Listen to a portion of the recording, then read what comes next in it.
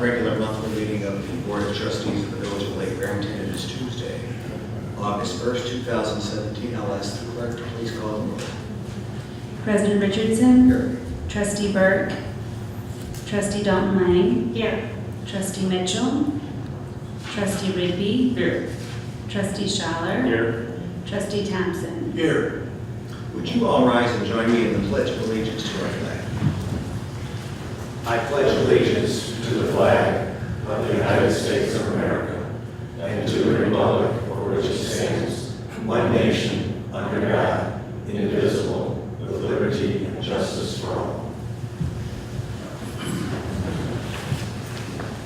Agenda item number 4 this evening, excuse me, my allergies have given me a little bit of trouble here tonight, is approval of the minutes from both the Committee of the Whole meeting on the 18th of July and the regular Trustees meeting on the 18th of July. Are there questions or edits for the clerk with regard to the minutes? Yes, Mr. President. Chair recognizes the gentleman. On page 2, the next to the last paragraph where it says at approximately 6:30 p.m. a motion was made by Trustee Thompson and seconded by Trustee Thompson. I did make the motion. I do not remember who seconded that. Thank you for catching that. I'll make it too. That's in the committee of the whole. Thank you. Further edits or comments from the clerk? There being none, Chair would like a motion to approve the minutes. For A, Special Committee of the Whole, July 18, 4B, meeting of minutes of the Board of Trustees, July 18. I have a motion. So moved. By Trustee Schaller, seconded by Trustee Thompson. All those in favor? Aye. Approved. Motion carries.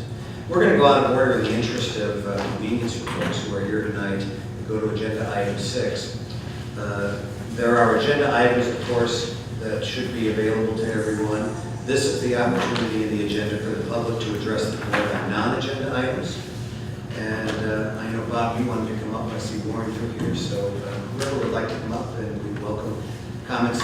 We have a full house here tonight, so I'll ask us as our custom to please limit your comments to about 5 minutes so that we can give everyone an opportunity and move the agenda along efficiently as well. Good evening and thank you for the opportunity. First of all, I'm here with my friends and neighbors from Farm Trails. First of all, we want to put it on public record that we've got flooding issues not only in the south end of the subdivision, but also in lots 19 and 18 that have had significant history. First of all, I'd like to take the time to praise Mr. William Balling for coming out at least twice in a timely manner to see the actual flooding as it was occurring. We really appreciate his professionalism and concern with us. We would like a meeting with Karen Lane and the head of the Committee on Roads and Drainage, along with the Lake County Water Management people. This issue is not going away. I'll talk about one issue first, and then we'll talk about a specific lock issue. As recently you know that River Road was lowered. The culvert was lower than it was in the past during the recent reconstruction a few years ago. The Tower Lakes drain does not drain into the Fox River. The Fox River drains into the Tower Lakes bed. Who engineered that? I don't know, or why, or a public meeting to communicate that it was being done. It affects homeowners. The encroachment on the land is now like 20 yards. The flooding is getting ridiculous. Property values are going down and taxes are going up. The damage that has happened to our neighbors is measured in significant dollars. We just want some answers, and we'd like to know what the plan is going forward. The 100-year floods are now happening every 2 or 3 years. We have empathy for all our neighbors. On Casimir, there's flooding all over. All the people in Lake and McHenry County, we have empathy for them. We're here representing ourselves. And the Tower Lake drain is a misengineered mistake that needs to be corrected because it's not going to correct itself. Now, specifically, Lot 19, Rob Jones has had major flooding on a number of occasions that has a long history in the file there. It goes back to Christopher Martin over times and et cetera. And the issue needs to be addressed. And again, we'd like to take it in essence of time to take it to a committee and do it in detail so that we don't run through this. We're representing just a sample of some of the homeowners on the issue. That includes myself, the Pickett's, the Griffins, of course, Mitchell's property. One of our trustees has the same issue. Wendell, Harris, and McEwen, Jones and Bauman also. So we'd like to have a committee meeting, we'd like to have it in a timely manner, and we'd like any kind of management. In the past, everybody's pointed fingers on somebody else. Army Corps of Engineers, Fox River Management Authority, Cuba Township, CFC, Village of Lake Barrington, and Tower Lakes. Tower Lakes added a subdivision that butts up to lot 19. They have a cul-de-sac that runs down and dumps into Rock's Pond. They never engineered it properly. They never had intergovernmental agency meetings to talk about what the drainage issues are. And we're not engineers, and we're not going to re-engineer it to cause problems for somebody else down the road. We don't kick the can down the road. So that's my point of view. Hello, so my name is Chris Bellman, I'm president of Farm Trails, and the issue that we're running into, and I'm just getting briefed on the history of the issues that have taken place in Farm Trails, but there's a much larger issue going on with the Fen, there's a much larger issue going on with the river. There needs to be some sort of a committee called, there needs to be some sort of meetings created to deal with this issue long term, and so our little subdivision is bearing a lot of the brunt of it. It's kind of like we were developed to hold 50 pounds, or 500 pounds, but 1,000 pounds is now being pushed on us, and we really just want coordination between the different agencies. We love your help. We really just want to figure this out. I mean, I am neighbors with Rob, and when I'm sitting on my deck in horror, watching the water fill up to the point where it's going to be seeping in his basement, as the homeowner president, we were very willing to put forward what our due is to create the infrastructure that we were built to sustain, but the Fen and other things that are coming into our subdivision, we need your help to really figure out how it's coming in and how to resolve that so that we can maintain our own water flow, but not have to deal with everyone else's as well. So that's our request, and we hope you'll oblige. Sure. Then let me yield in a second to Trustee Dahlbein because she chairs the committee.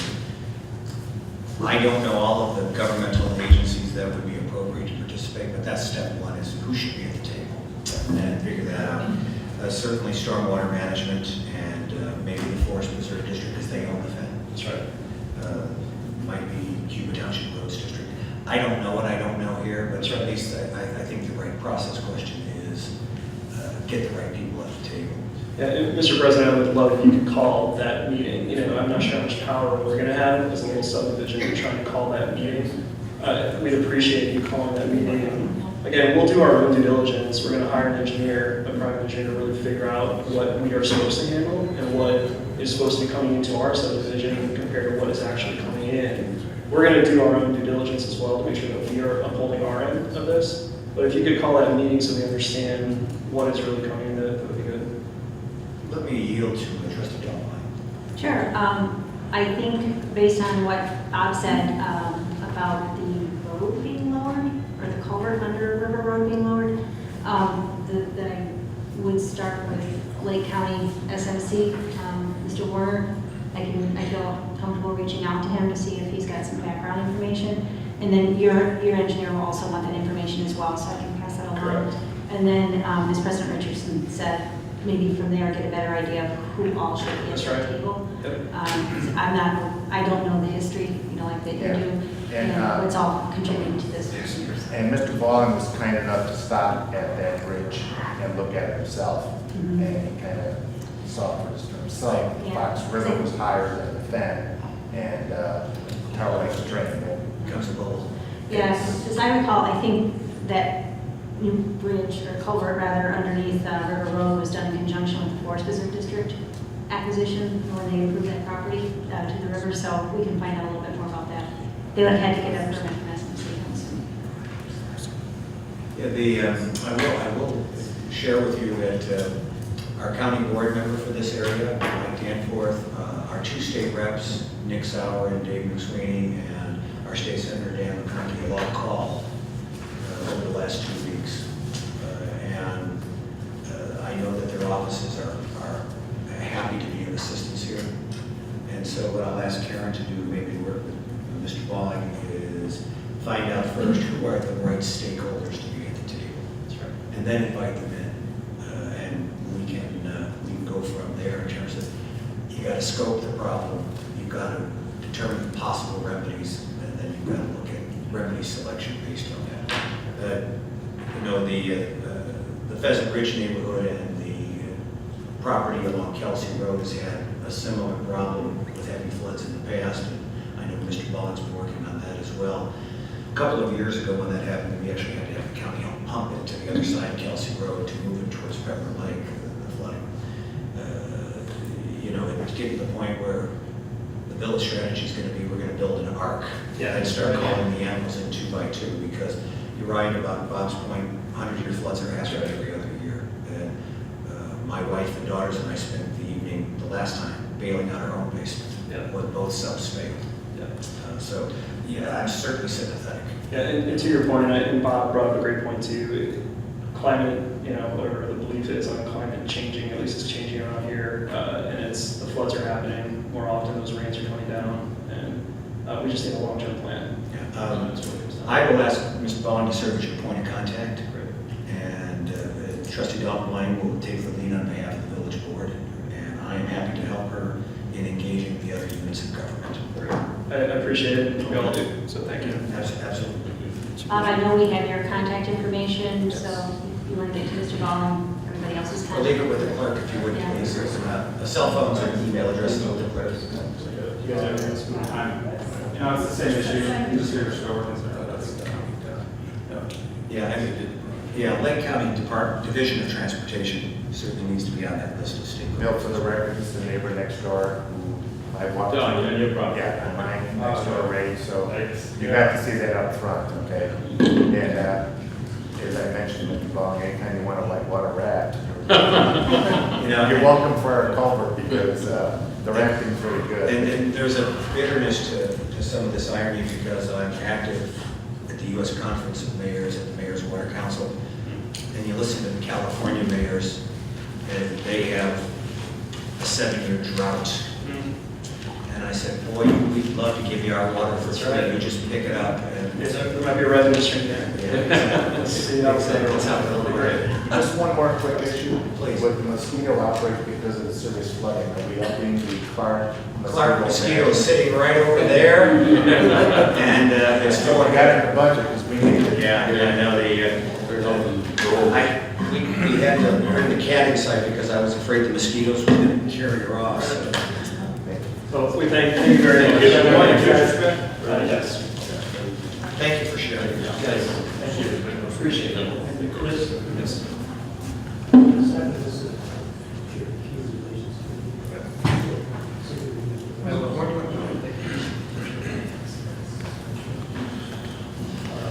I'm Warren Fisher. I live at 22319 North Linden Drive in the Pheasant Ridge development. I've been a resident, homeowner there for 27 years, so I'm a long-term resident here in the village. There is, as you know, significant flooding problems, but I have, I think, a very unusual situation in my particular lot. I back up to the industrial park, and there's a berm that stretches across my property and my neighbors to the right and left of me. However, in my property, there's a low point, and that drainage just comes right into my backyard. And when it rains heavily, it flows in like a river. I can show you pictures where you can see the debris that trails along. It comes down hilltop, is what you're saying. I think. Yeah, and I know there was some work done a couple of 3 years ago on the west end of the industrial park. Culvert was put in to drain into the wetlands, but I don't know if anything's been done in the eastern part of that. And I know property that is off of Kelsey Road that's not in development is, I guess, categorized as wetlands there. There's a huge pool of water that just accumulates there. And with the Speedway gas station going in too, there'll be less ground to absorb moisture. And you would not believe the volume of water that comes into my pits. Over the last years, I've spent countless thousands of dollars putting a second pit in. I have a backup generator to my gas line so that if I lose power, the pumps go on. I have 2 ejector pumps that take out 90 gallons a minute. They've been running continuously since the 18th of July, and they are still running. The volume of water, I can show you a video, you would not believe it, that comes in and I have to pump out. We got simply overwhelmed this last time because the pumps were still working and the water was still going out, but the water table just kept rising and eventually just started seeping up in the foundation. So I don't know what the culprit is. I'm going to probably have to spend about another $1,000 to put a second ejector pump into the primary pit so I can pump out 180 gallons of water a minute. That will probably cost me an additional $1,000. I've already had uninsured expenses in this last flood that cost me several thousand more dollars. So there's got to be something contributing to the volume of water that comes into my lot. And I don't know if it's a combination of the industrial park drainage, if it's part from the wetlands that are east of the property on Kelsey Road, but I don't know what else I can do to handle the volume of water. And it doesn't happen except when we have rains like we've had this past weekend. But when that happens, my pumps will go on and stay on for weeks on end, maybe a month. And I just don't know what else to do. So I'm appealing to you guys. We spoke to Mr. Bally, and he responded to my concern. And Jay Nixon, who sits on the planning commission, is one of my neighbors, and he's viewed it firsthand. And like I said, the pumps are still working and they're still pumping stuff out. And I'm dry now, but I get concerned that the only way I was able to address it immediately is I had to go rent a second pump, drop it into the pit, extend the hose out, and that was pumping for days on end. Nearly 10 days that was pumping out. So I know you're aware of the problem, and so anything that, if there's any committee or anything I need to be involved in, I'd like to be involved in. I'll ask, Mr. Balling's working on the problem with the Tolles property there as well. I mean, what we did last time, and you'll probably remember this, is the county came in and pumped it across Kelsey Road because then it could go drain into Pepper Lake behind the Indian Pub. Right. Don't know what the right remedy is here, but Well, there's a drain there, too. earning her pay, and Mr. Balling earning her pay on this because it's everywhere in the village. Yeah. And I think there's a drain there too that would need to be cleaned out, that just drained over onto the east side of Kelsey Road. Well, I don't know if that's. Well, there was one in my neighborhood that borders yours, Yeah. and it got clogged. Right. And so it was coming across Route 22. Right. And once they snaked the drain, it solved the problem. Right. But sometimes those drains are very vulnerable to being clogged. But, yeah, and the industrial park, I don't know whether that berm can be completed across the low point. I don't know what the drainage is on the east part of the industrial park. I don't know how everything is tied in, but that just flows into my property. Not that I ever have any standing water on the property, it just comes in. And it's below the clay level, there's sand and gravel, so it drains pretty quickly. I mean, the water that's coming out of my basement, you could bottle and drink it. It's ice cold and crystal clear. Lynn and I put in a triple sump system because we get water pretty heavy, not as heavy as yours, but all you gotta do is spend the evening bailing your basement once and you never want to do it again. Right, so this is, so I've been there 27 years and I've done things to try and mitigate it, but. Warren, I'll make the same comment that I made to the folks from Farm Trails, is that let's look at defining and scoping the problem, and then let's look at possible remedies and evaluate them and prioritize them as we do. Okay, thanks very much. And Just one trustee- comment. The former village administrator and I were out at one of these lots, and I don't know if it was yours, Yeah. Mr. Fisher, was it yours? Yeah. Okay, so I think you probably have something in the file that we wrote up about things that were going to be done on Hillside, as well as Yeah. some things you were going to do in your yard and the next door neighbors. So I don't remember everything exactly, I don't have the notes in front of me, but I know we looked at a lot of the things, there was multiple issues there. Yeah, and I think one of them was that drainage at low point between the berm, like I said, cuts across three properties. Yeah. But the low point in the middle is just on my property, and that's where the water flows in. So I don't know what the drainage is on the east end of the industrial park. And I know one of the things that was supposed to be done was the west end, which they did do. They put a large culvert in, and they took down part of the fence that we had constructed, and it drains directly to the wetland. But that's pretty far west. The way it is now, the water just flows across my property, across my neighbor's property, the homes, and then hits the wetlands. And we appreciate you bringing it to our attention. Yeah. And Trustee Don Blank and Mr. Ballin will be your points of contact. Okay. Happy to look at possible remedies. Yeah, okay, thank you. Thank you. Okey-doke. Is there someone else seeking recognition?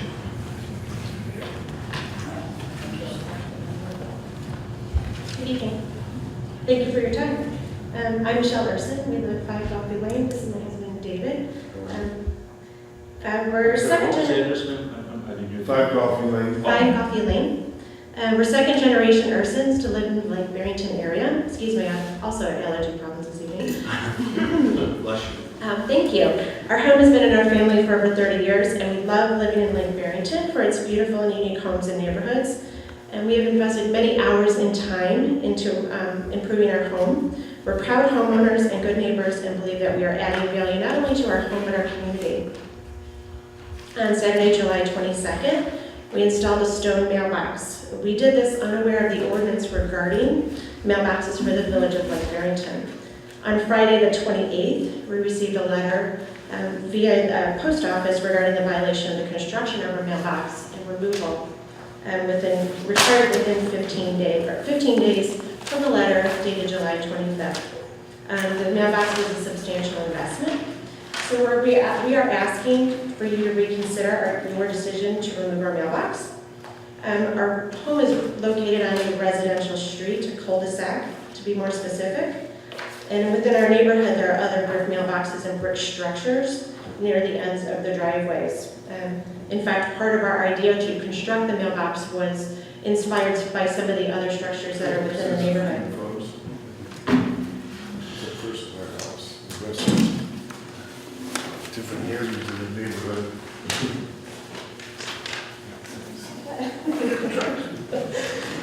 We believe that our mailbox should reflect what our home looks like and other homes in the neighborhood.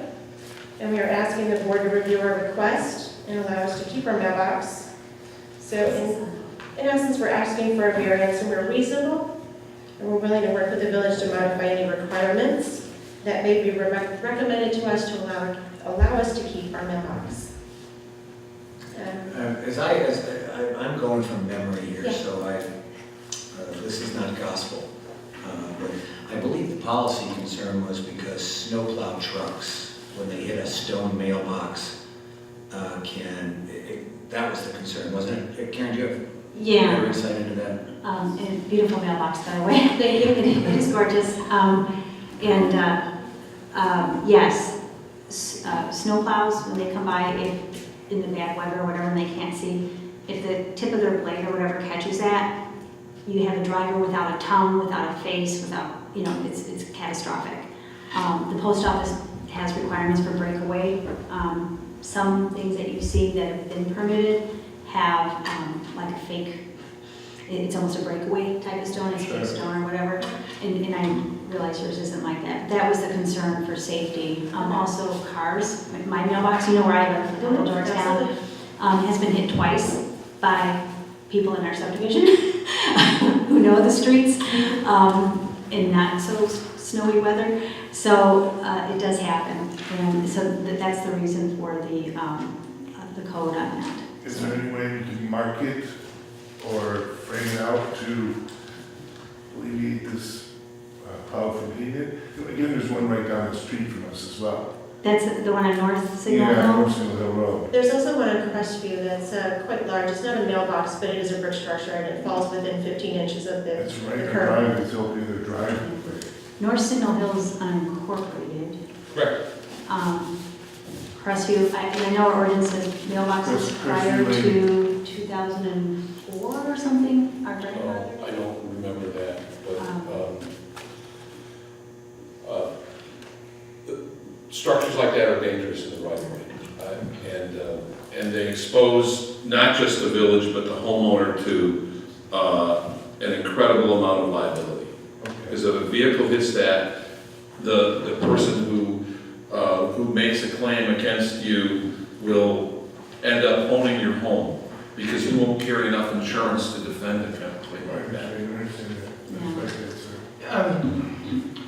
What I'd like to do, and I don't know that time will permit this, is have you leave your contact information with the clerk, and I'd like to chat with Karen about this tomorrow Please do. and see what we can do. I can't promise anything because the policy behind this has very solid, reasonable foundation. We realize that you're caught in a bind. We understand that. Dave, could you just elaborate real quick? You said a framework, what did you say? We're willing to work with, if there's anything that we can do to modify it, to make it break When it away. tips over. Again, we're unaware, so You know, we can go back and modify it in any way. You know, it's a we kind appreciate it. I just think, we'll research anything at this point. Yeah. You know, it's a pride issue. This is, Long story short, we really don't want to remove it because we like it, but. I'm proud, you know, it's what someone said. And there's one right down the street, the city plows are gonna go by. Yeah. 2004. I don't recall, maybe Mr. Bateman does, or maybe Trustee Dalton Lang does. Were prior existing ones grandfathered under the ordinance? I don't believe so. And is this the postal service regulation that drives this? Both. The postal service regulation, my understanding, has regulations about breakaways and stuff, and they kind of put the onus on municipalities for enforcement. Because I'm sure you haven't gotten a note in your mailbox yet from the Yes, post from what office. I understand, the Yeah. post office is a guideline. It's a Yeah. guideline for delivery for efficiency and effectiveness. Right. So it wasn't necessarily governing what the structure should be made of. And a number of towns have ordinances about the mailboxes and making sure that they're not something that can harm the snowplow drivers primarily, but also the motoring public. Absolutely. So as I recall, when Erica talked about this too, is that there was, our code section has a thing about grandfathering, but maybe I'm wrong. I don't remember that. I would say that the village litigated relative to a mailbox like this in the Farm Trail subdivision. Oh, It was okay. actually, those were two pillars, basically the same kind of structure. But we can get back to you on that. Well, thank you. Creeps look at the structure on Equestrian Lane towards Big Clear Culture State as well. There's like the entrances to the driveway, which are, you know, 4 to 3 feet high, and it's stationary. The entrances are, looks very nice. Again, too, it's a real safe threat. Right. Good box, whatever. But thank you for hearing us today. Okay, thank you. Appreciate it very much. Looks beautiful. Thank you, guys. Thank you. Could you give your contact information with the clerk, please? Okay, is there anyone else seeking recognition?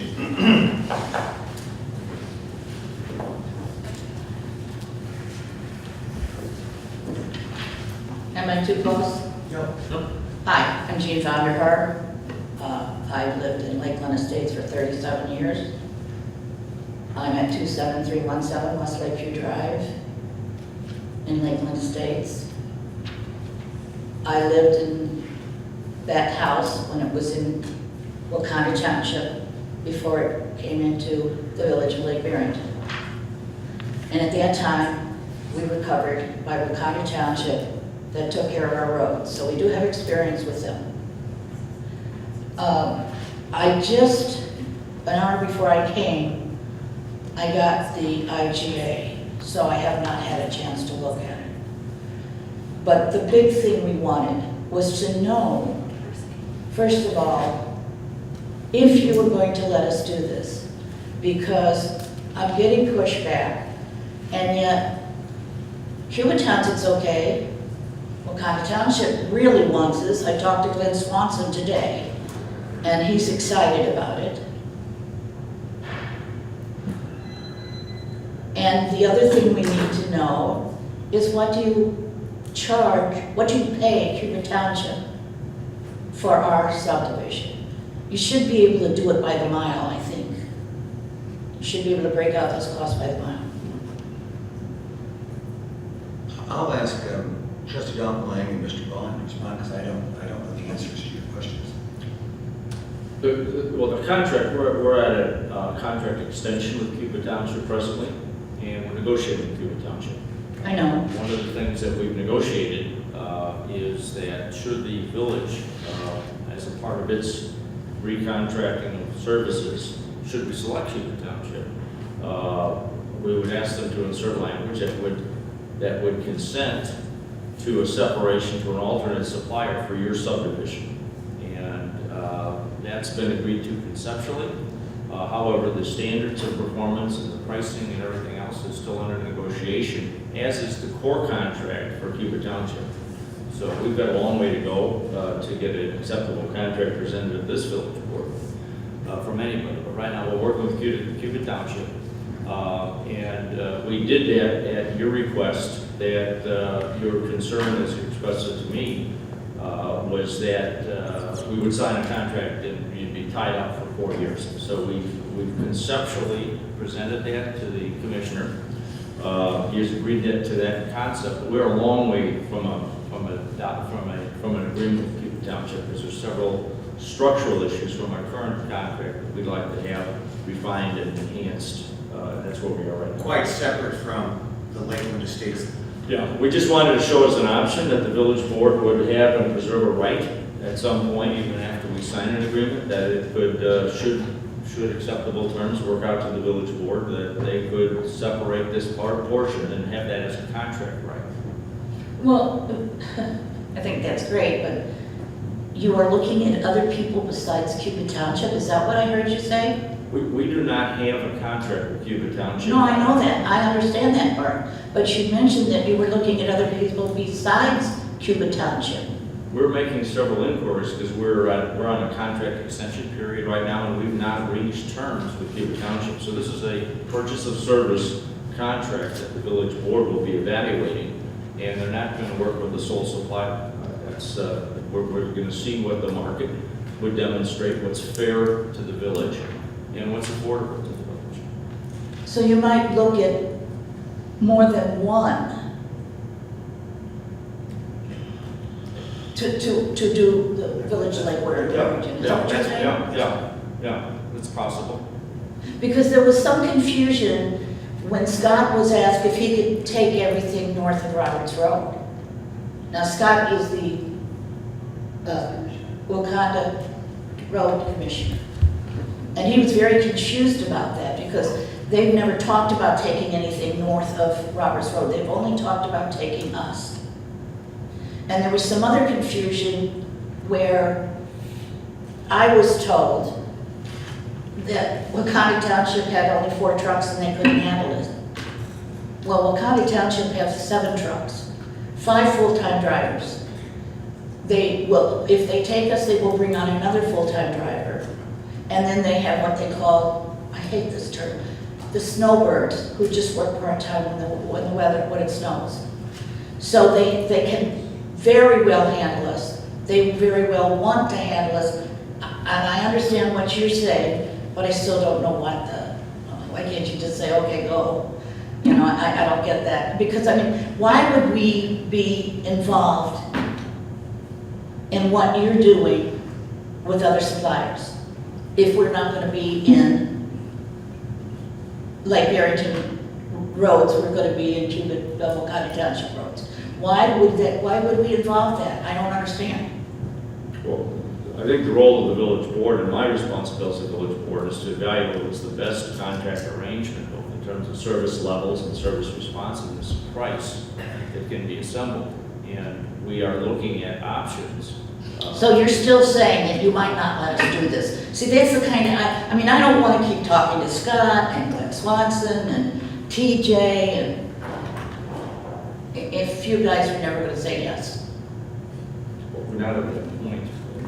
It's a very fluid situation at this point, and we may make substantial progress in a day and make Okay, do you have something to say? Yeah, my name is Joan Leslie. I'm on the board of the Lakeland Estates Property Owners Association.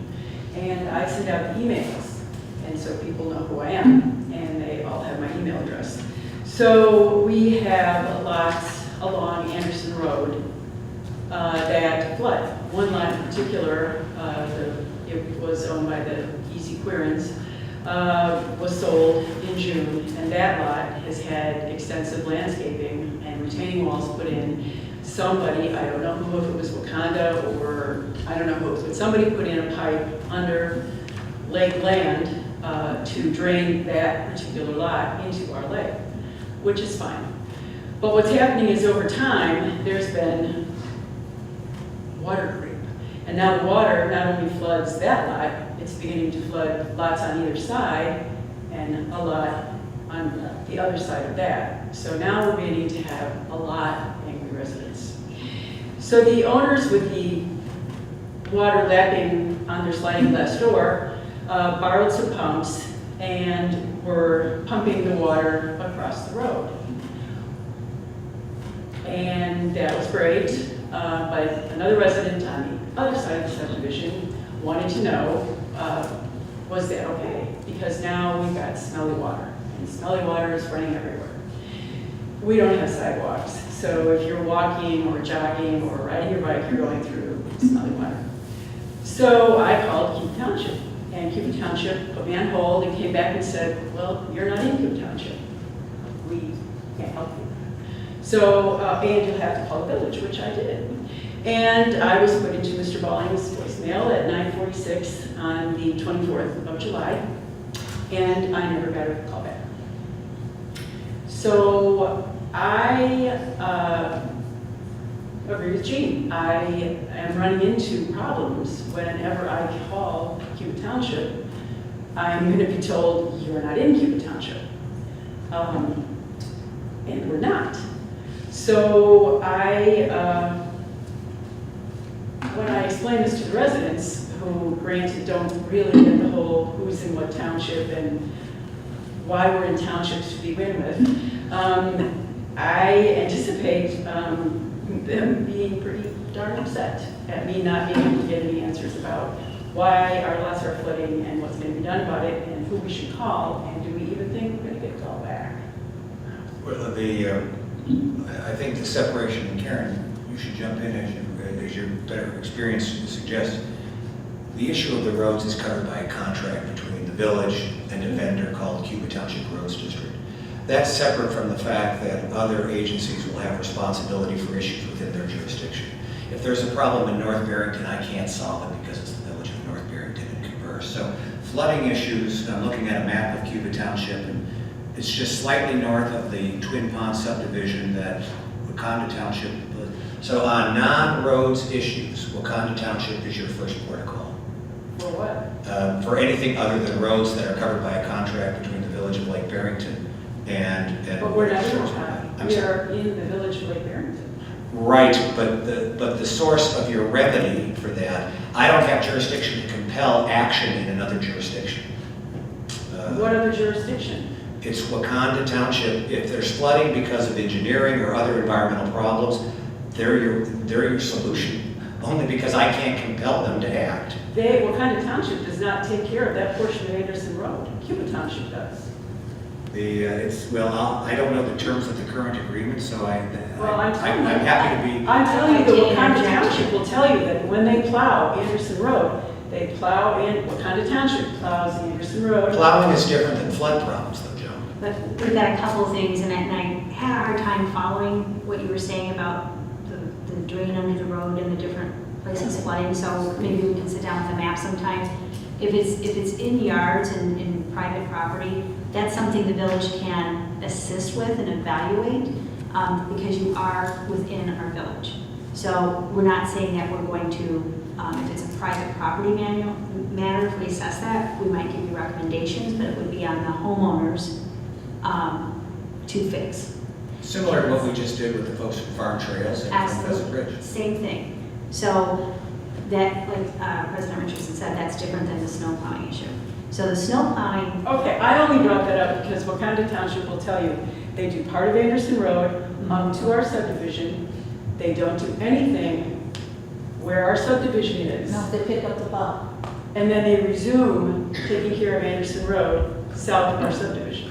That's why none of this makes any sense. You've got 3 people taking care of a road that's a mile long. But that's but that really is a different issue. I mean, that's just a situation that was created by history of annexations in that area. That's not something the village can unilaterally solve.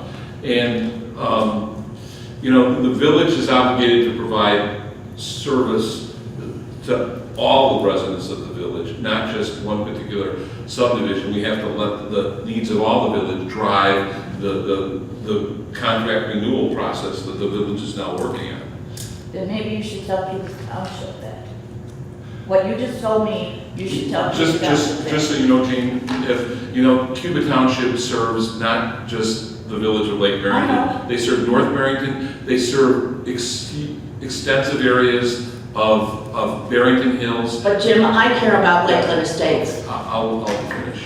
No, I know you do, and we all do. But just so you know, Cuba Township is serving areas of Cook County where Barrington Hills is. So they don't let their service level depend on the particular township you're in.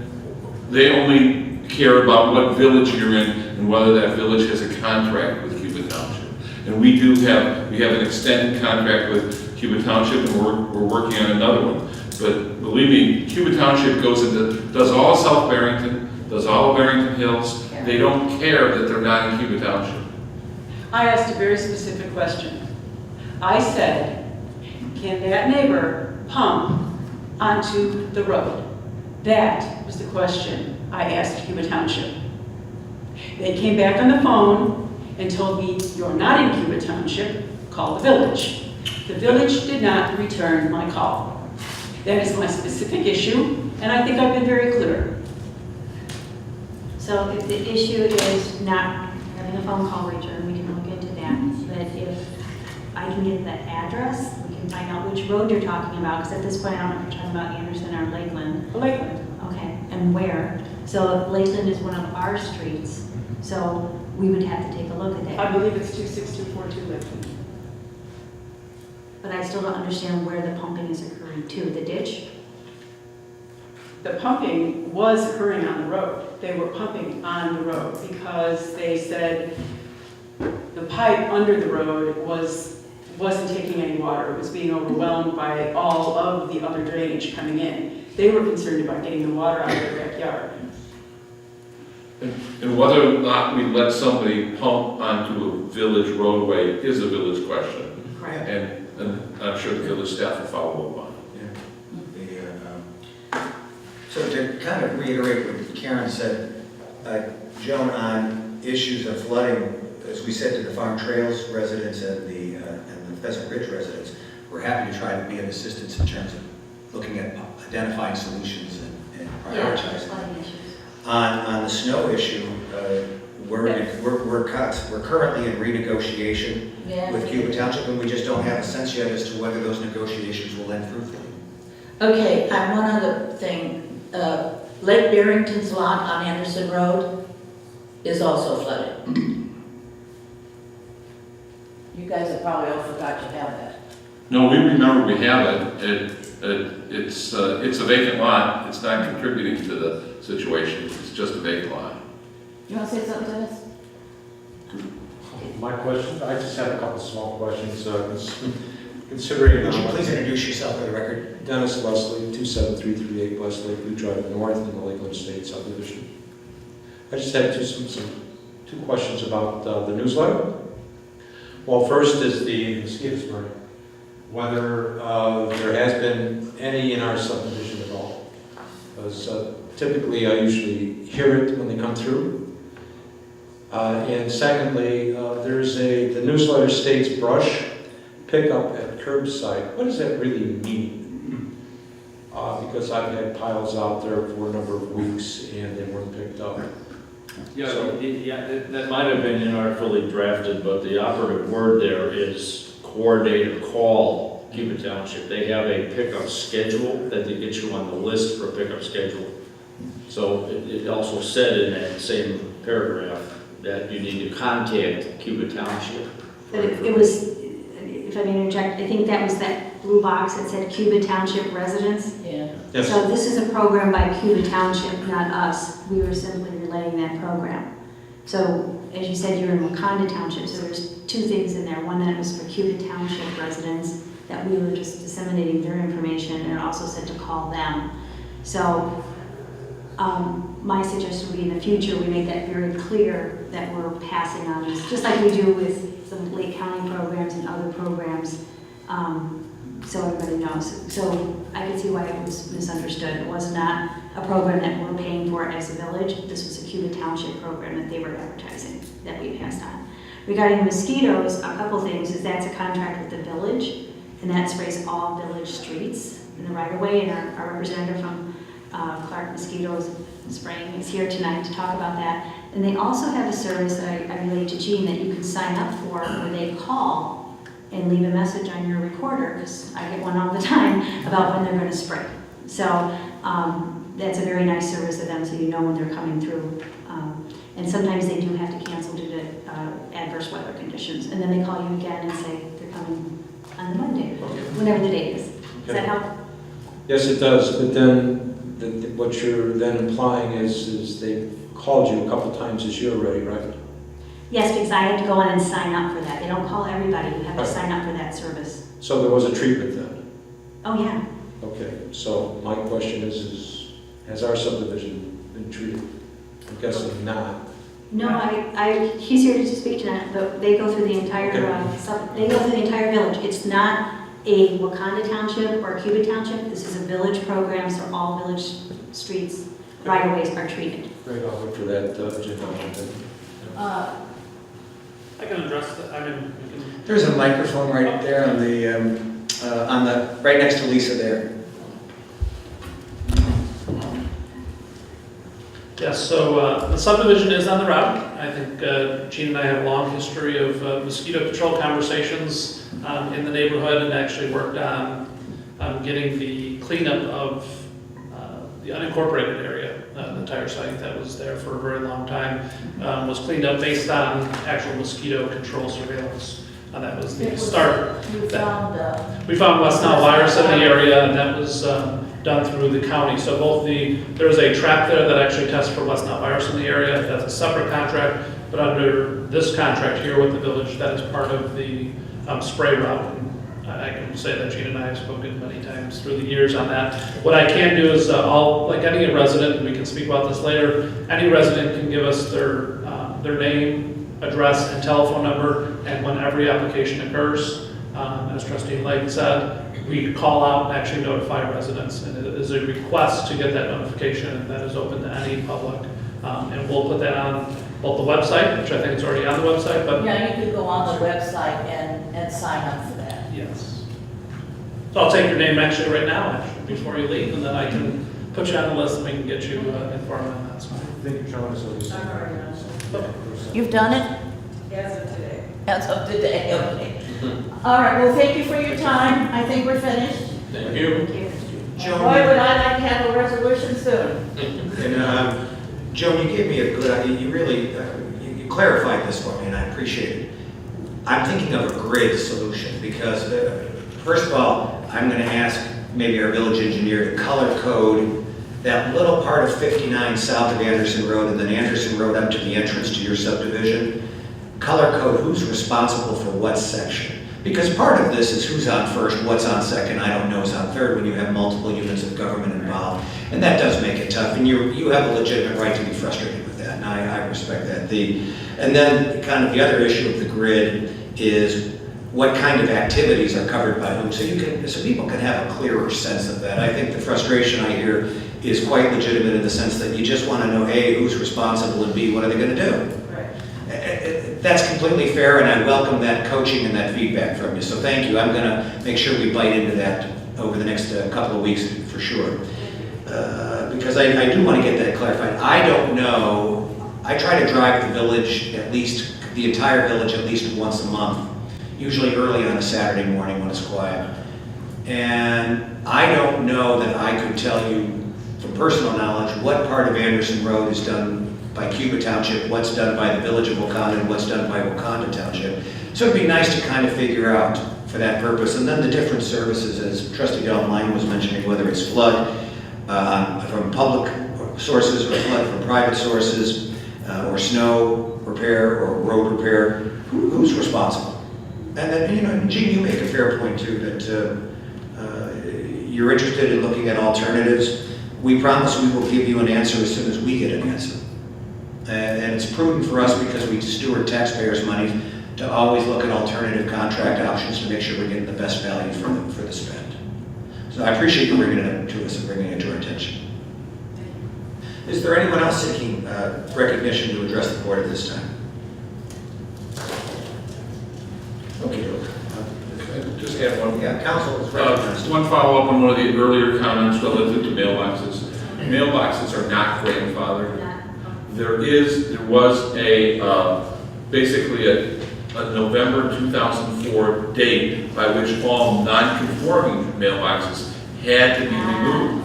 Okay, And that sunset has come and gone. so if we have them in town, like, they said, like, our address in town, we have to notify them as well. Yeah, the removal is required.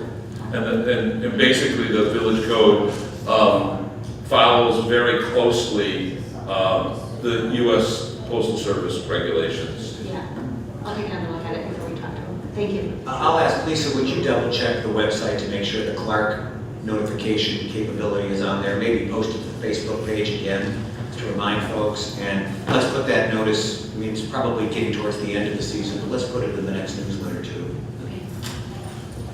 That's good feedback to get. Anybody else seeking? You're the folks about, Yes. yeah, not quite. we're close, but not quite. Is there anyone else recognizing at this time? Why don't we have Clark Mosquito come up since it's timely to the conversation here. And we had our HOA meeting in my neighborhood at my neighbor's house, and there's a lot of woods there, a tree line that's pretty heavy between us and the other subdivision, and I think there were mosquitoes the size of Buicks coming out of there. So we're interested to know what's going on, and it hasn't been much fun for you guys. Well, change of time, change of period. It's always a pleasure coming before the board. I appreciate the opportunity here today. Mosquito control has changed in the last 6 weeks. We first talked with Bill originally 6 weeks ago. It was a little bit of a drought period. We were being asked to come to a meeting in July, not knowing that we would be hit by continuous, what we will call continuous Wednesday rains. During that period, we experienced rainfalls of anywhere between 2.5 to 4 inches, up to 8 inches at various times.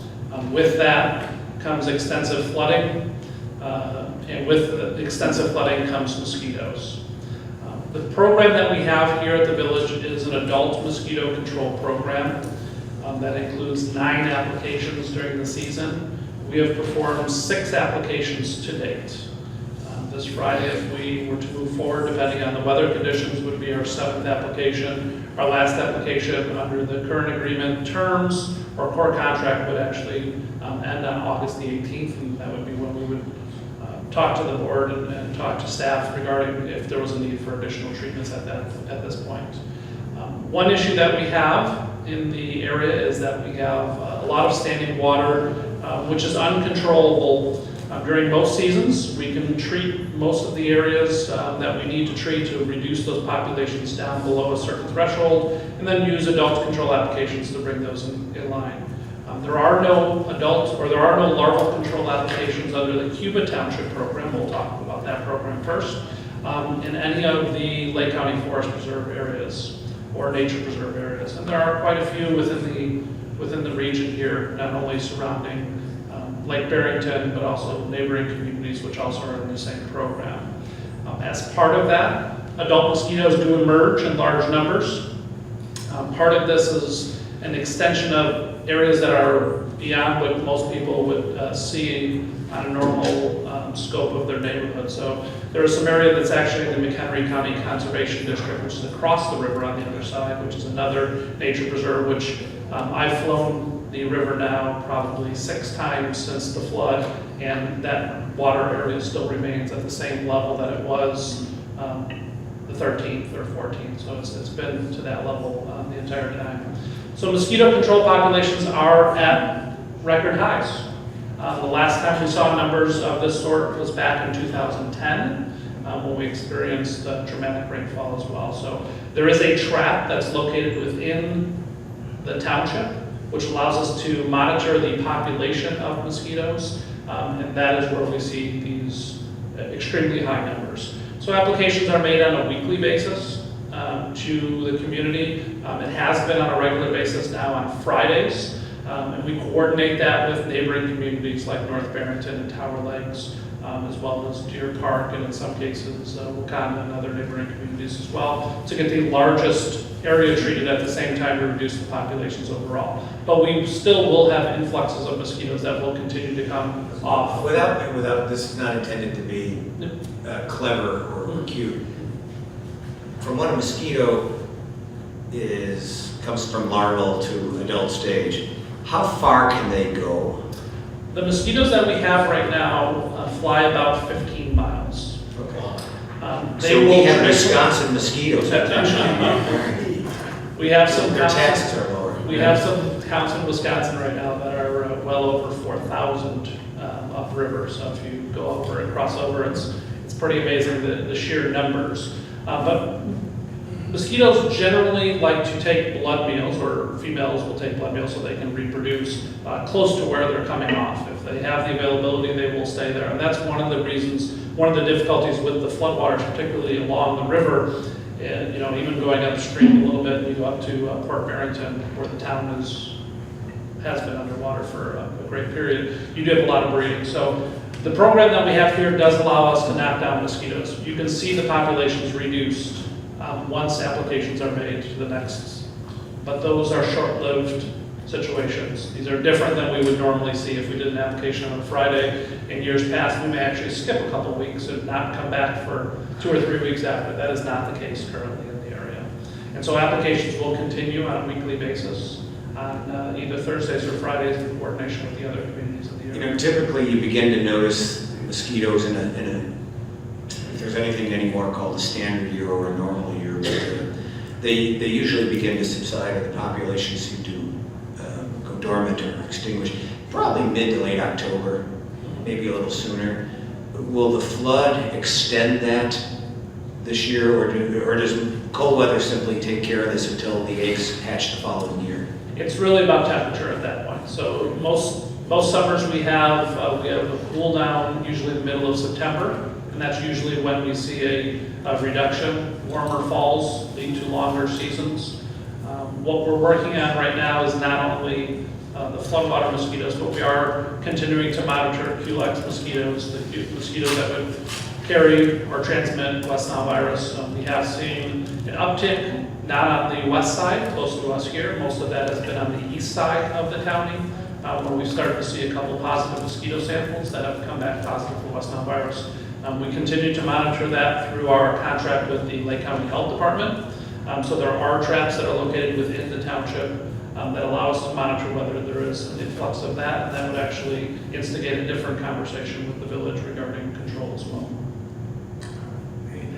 Let me, it is our custom to have trustees have an opportunity to ask questions, so I'll yield to Trustee Rigby at this time for questions or comments.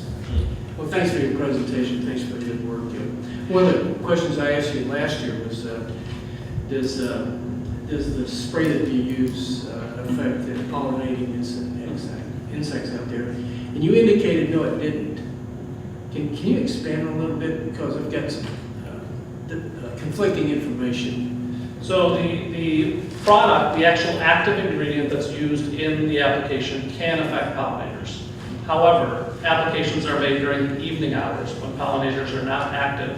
So it is a contact insecticide. So the insecticide needs to come in contact with the pollinators to actually, so if you have a bee that would be flying at, let's say 11:30 at night, that bee will not be going back to the hive. So you use, how do you pronounce it, permethrin? Yeah, there's synthetic pyrethroids. So and that's the same material they use in clothing. Yeah, so synthetic pyrethroids are used if you bought any of the active wear gear that would be, you could have dipped or purchased.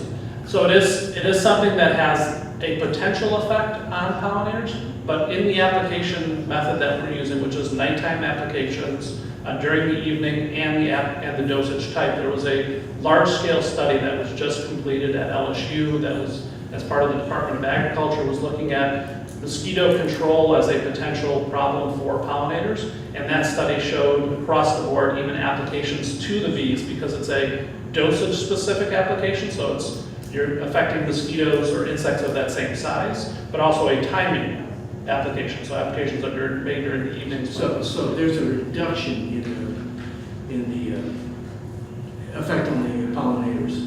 Well, so it does not have an effect on them because it's not coming in contact with them. That is so it's a lower dosage rate. So even if we sprayed during the day and there were bees out, your application rate would probably not be toxic to bees. But that's not when we do our applications. They're done during the evening. So that is, again, changes over. So. And that's as good as we can do. Yes. Okay. Thank you. Trustee Dalton, Yeah, hi. One of the questions I asked last year that I'd like you to reiterate for our TV audience is how far your spray drifts. So the applications that are made from the trucks drift a minimum of 300 feet. In most cases, depending on wind conditions, will go up to 1,000 feet from the roadways. So when people see the truck driving down the street, that spray that comes out is not the spray that's actually controlling the mosquitoes. That is what is visible that's out there. The spray droplets that are killing mosquitoes are generally somewhere around 17 microns, 1,000th of tiny, tiny size, and those are actually the droplets that actually drift out and actually impinge mosquitoes. And if you've ever seen any video of an asteroid field, that's what it looks like when a mosquito is flying. So all of those tiny, tiny droplets are coming in contact with the mosquitoes. The mosquito is a very hairy insect. We talked about this. I think we laughed a little bit about how hairy I was as well. And what happens is it collects on their arms and their legs and actually goes into their soft tissue areas, and that's how the mosquitoes die. So it's not like a large boulder is coming and just knocking the mosquito out of the air. It has to do with, and that's the reason why the other insects are not affected, because of the amount of insecticide that's out there. So you're looking at about 300 to 1,000 foot swath width, and it's usually around 25 to 30 feet high. So when you drive down one side of the street, 300 feet, you drive out the other side, you also spray? It's actually, it's coming off the back end of the truck, so you're getting about 150 feet to 500 feet on both sides. So it's not a directional spray, it's actually straight out the back of the vehicle. Sometimes winds will pull it a little bit more to one side, but the propelling of the actual application allows it to go out to a kind of a cone, and then the cone will move with the wind conditions. Thank you. Trustee Shelley. And how effective is that spray each time? In other words, does it pretty well clean out everyone between 300 and 1,000 feet under ideal conditions? It does. Your reduction for an adult mosquito control application is greater than 95%. In a standard, if I put mosquitoes in a cage and drove past them, they would 95% would die during that time. 95+% would die. In an environmental condition that we have here, our applications, when we see our reductions, are generally somewhere 75+% in the open environment. But then we have mosquitoes that will emerge that change those numbers. But after an application, we'll see reductions about 75%. Is it true that only female mosquitoes bite? That is correct. And not even all females, but female mosquitoes bite so they can have blood, so they can continue to propagate. So they need the nutrients so they can continue to lay eggs. And we'll just go into it. Mosquitoes actually feed multiple times during their life. They're not like other insects that may attack and leave a stinger and die. Those mosquitoes are actually taking blood so that they can actually lay eggs, and they can lay multiple generations during their lifespan. What's the food source for the male? Nectar, and that's actually the food source for the females too, so they actually are semi-pollinators. I don't think we need that level of pollination at this point, but they feed on nectar primarily, and that's how they get the energy to actually... So the females will draw blood because they need that for reproductive purposes, but both get basic nutrient or sustenance from pollination. Yep, sugar sources. And the male won't bite? The male does not bite. It does not even have the parts to bite. So it's missing its proboscis. Oh God, I'm resisting the urge to make a joke. The life is very short-lived. All that they're looking for is females. It's a very odd. How long does a mosquito survive? Floodwater mosquitoes will generally last anywhere between 2 to 4 weeks. They feed prolifically in the beginning portion of their life, and later in their life they will feed less sporadically. And that's what we're worried about when we have West Nile virus, is the older mosquitoes that have continue to take blood meals are the ones that carry the virus. The older they get, the longer the virus is in them, and that's the reason why spraying is, we do that at various times during the summer, even during summers that are not like this. Is there a particular blood type that mosquitoes like? Yours. But I know that they love me. They actually truly would rather have an easier host than a human. Birds that are sleeping are generally a lot easier to feed on than people who are running through parking lots or running around. So they would rather have animal hosts than they would traditionally human hosts.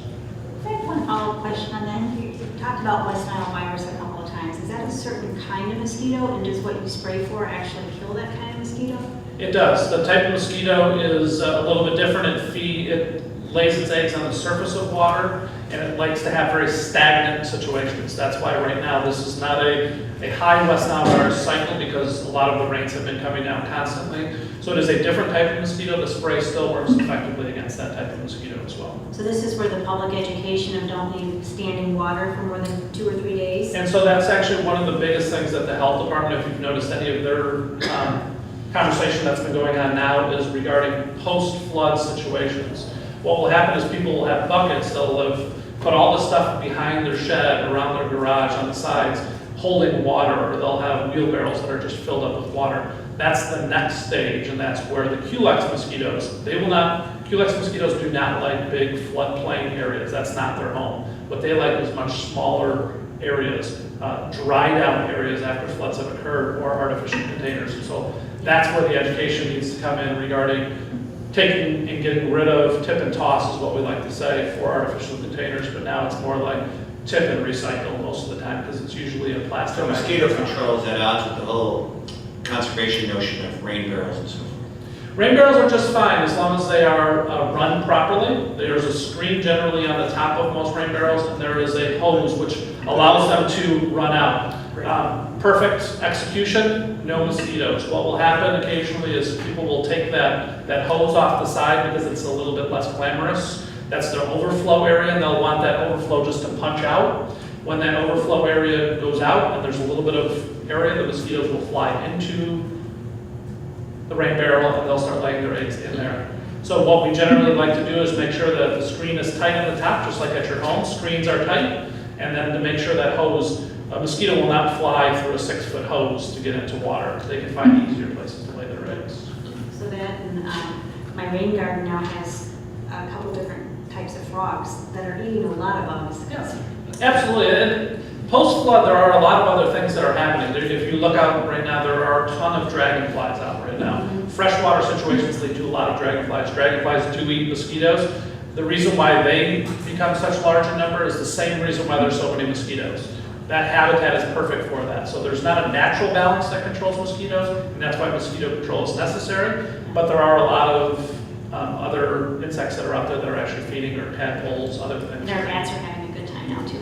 Yeah, bats usually, and it's one of the things that we talked about, bats generally don't like to chase mosquitoes because there's just not enough of them. Right now there are plenty of them for the bats to eat. They don't have to waste as much energy, they can just move it, kind of like cutting lawn at those points. So. Trustee Thompson. Thank you. Because I just had one question after all of this, and that's when the trucks are spraying, and you mentioned it's about 1,000 feet, 500 each side. So if it's a little windy, how does that affect the spray? Well, it does drift to the direction of the wind. So there are times when we are doing treatments that areas that may be upwind may not be receiving as much spray. So we try and make our route so that it covers as thoroughly as possible with whatever conditions may be available. So we are looking at that. And then in addition to that, we want to make sure that all the streets are covered. So all the trucks have GPS monitoring on them to make sure that they're hitting all the streets properly that are marked out. I only have one more question, it's a request. When you come by my house, can I get an extra shot? Well, the best thing about being in business here in 2017 is that the trucks are completely monitored by speed. So if you're driving 5 miles per hour, there'll be less spray that's coming out. At 12 miles per hour, there's more, and at 17 miles per hour, there's more, so that everyone receives the exact equal representation of control. The last piece I would ask, if possible, I know that I talked to Lisa here today, We do have a hotline, which generally will receive anywhere between 100 to 200 calls a day. During some of the peak periods, it was receiving up to 1,000 to 2,000 telephone calls.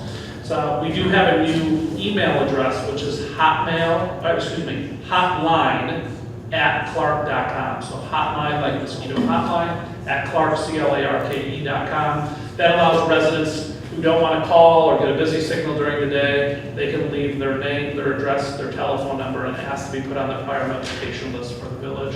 It also allows them, if they do live in Cuba Township, to notify us of standing water that may not normally be there. So if you have a flood, you're aware of some of those issues. we've been flying on a regular basis. So we've been adding sites left and right more recently.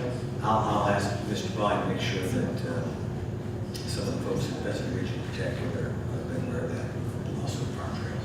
And we want to make sure that any standing water, if it's not if you have a traditional lake, I know the village coaches were here earlier, they have a pond that's a normal pond that's been there forever. We don't need notification of that pond. What we're looking for is drainage that is not normal in the area, where stagnant water is there, where we would normally not be sitting, because most of the maps have been established through the years, and we try and add in new sites.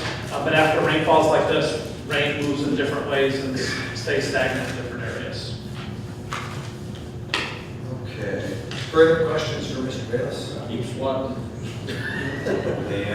George, before you scoot, you've kind of done this already, but maybe give us the 4 or 5 bullet points of what should homeowners be looking for on their own property?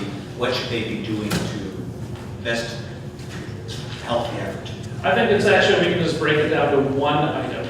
If you have any type of water on your property, whether it be in artificial containers, whether it be gutters, whether it be rain barrels that are not being tapped properly, you need to get rid of standing water around your home. That is the #1 priority for a homeowner. Whether it be elephant trunk type of areas that come off your gutters, those elephant trunks hold water in each one of those little ridges. What you want is you want a pipe that actually moves that water through. So getting rid of standing water would be #1. #2 is, it's very ironic, but most people still to this day, even with the populations that we have, do not wear mosquito repellent. Most people who are out are not wearing mosquito repellent. I carry mosquito repellent in my car every time we show up at a kid's ball game. They always say, mosquitoes are horrible. And I said, well, we have 4 different types that we can put on. And people are like, who would have thought? Of course, people would have thought. They would normally think that. So wearing mosquito repellent. So getting rid of standing water, #1, in any type of container that you have. You can make lists that are 100 things long. People will always have standing water around your home. In my own home today, when I was coming back from my one meeting, taking a shower to come here today, I noticed that my elephant tube is leaking water out of the side. That means there's water in that tube. The person who kills mosquitoes is probably breeding mosquitoes in his own tube. So making sure getting rid of standing water is the most important thing. George, I'll ask maybe someone in your corporate communications, and I'm looking at your website right now. It'd be nice to link to our website, whatever homeowner tips you may have on your website. And I'll also ask your CorpCom folks to write a ghostwrite for Lisa, a homeowner's tips to be posted on our website, or on our Facebook page. We will, that is already written, and I can get that to Lisa tomorrow. So. Great. Terrific. Further questions? Godspeed. Thank you. Thank you, guys. Okay. Is there anyone else seeking recognition at this time before the board? Then I would like to introduce myself, organized here. I am a lap behind. Mr. Klorzak, would you come forward with your team? And while you're setting up whatever you'd like to, Chair would like to declare a 5-minute recess, and then we can come back and we'd be delighted to put you on. We stand in a short recess.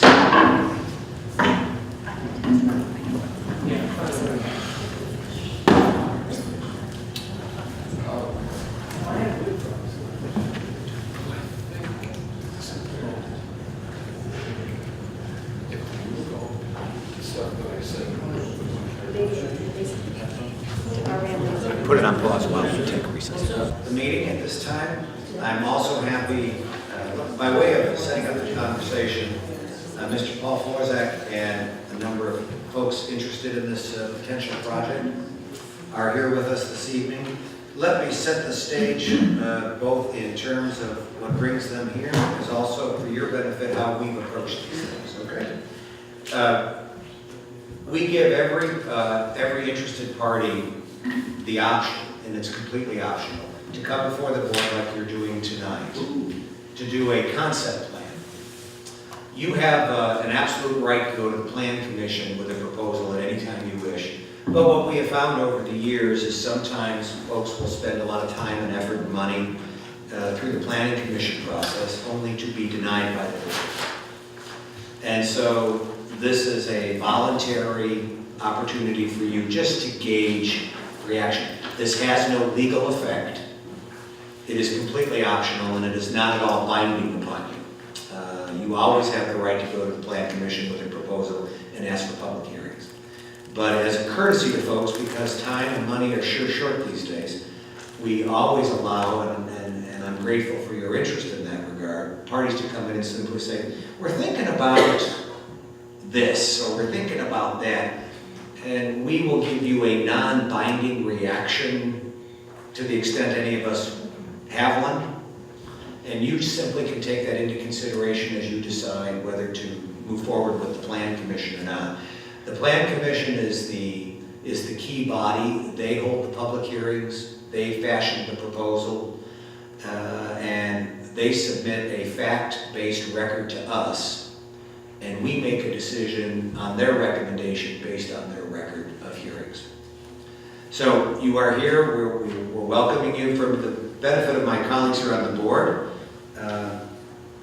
Mr. Florzak has been in conversations with Trustee Andy Burke, who chairs our Economic Development Committee, about the web press controls facility or property. And you're here tonight to share your thinking in that regard. So Andy regrets he can't be here, and he wasn't able to dial in because I was going to try to have him dial in for this portion of it, but he's familiar with the proposal. So welcome, and if you'd like to introduce your team, you certainly may, or just proceed as you'd like. Well, thanks for having us here.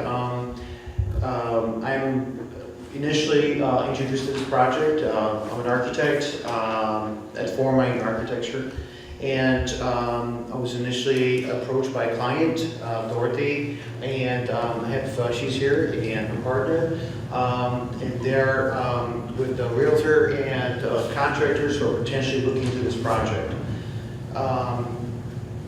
We are approached with the idea that this is existing, very valuable site with historic background, has a great exterior appeal, and we'd like to keep that appeal and keep that Tudor style of the architecture in this existing facility. The goal of our presentation is to hear your feedback and let us know what you think. As you mentioned, before the client purchased the property, and then... Well, and I should have further said, Paul, that because this is an optional voluntary process, no stress, we're just here to have a conversation. Comments that board members may make are not binding on you, they're not binding on them, and they have a right to change their mind. It's kind of like dealing with teenagers. Well, you used to whine when I said you were old.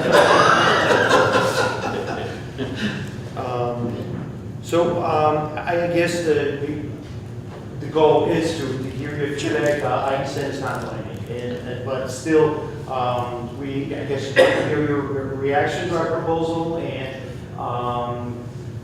now my next step will be talking to the client and see how they see it, and whether they proceed with inquiring about this property.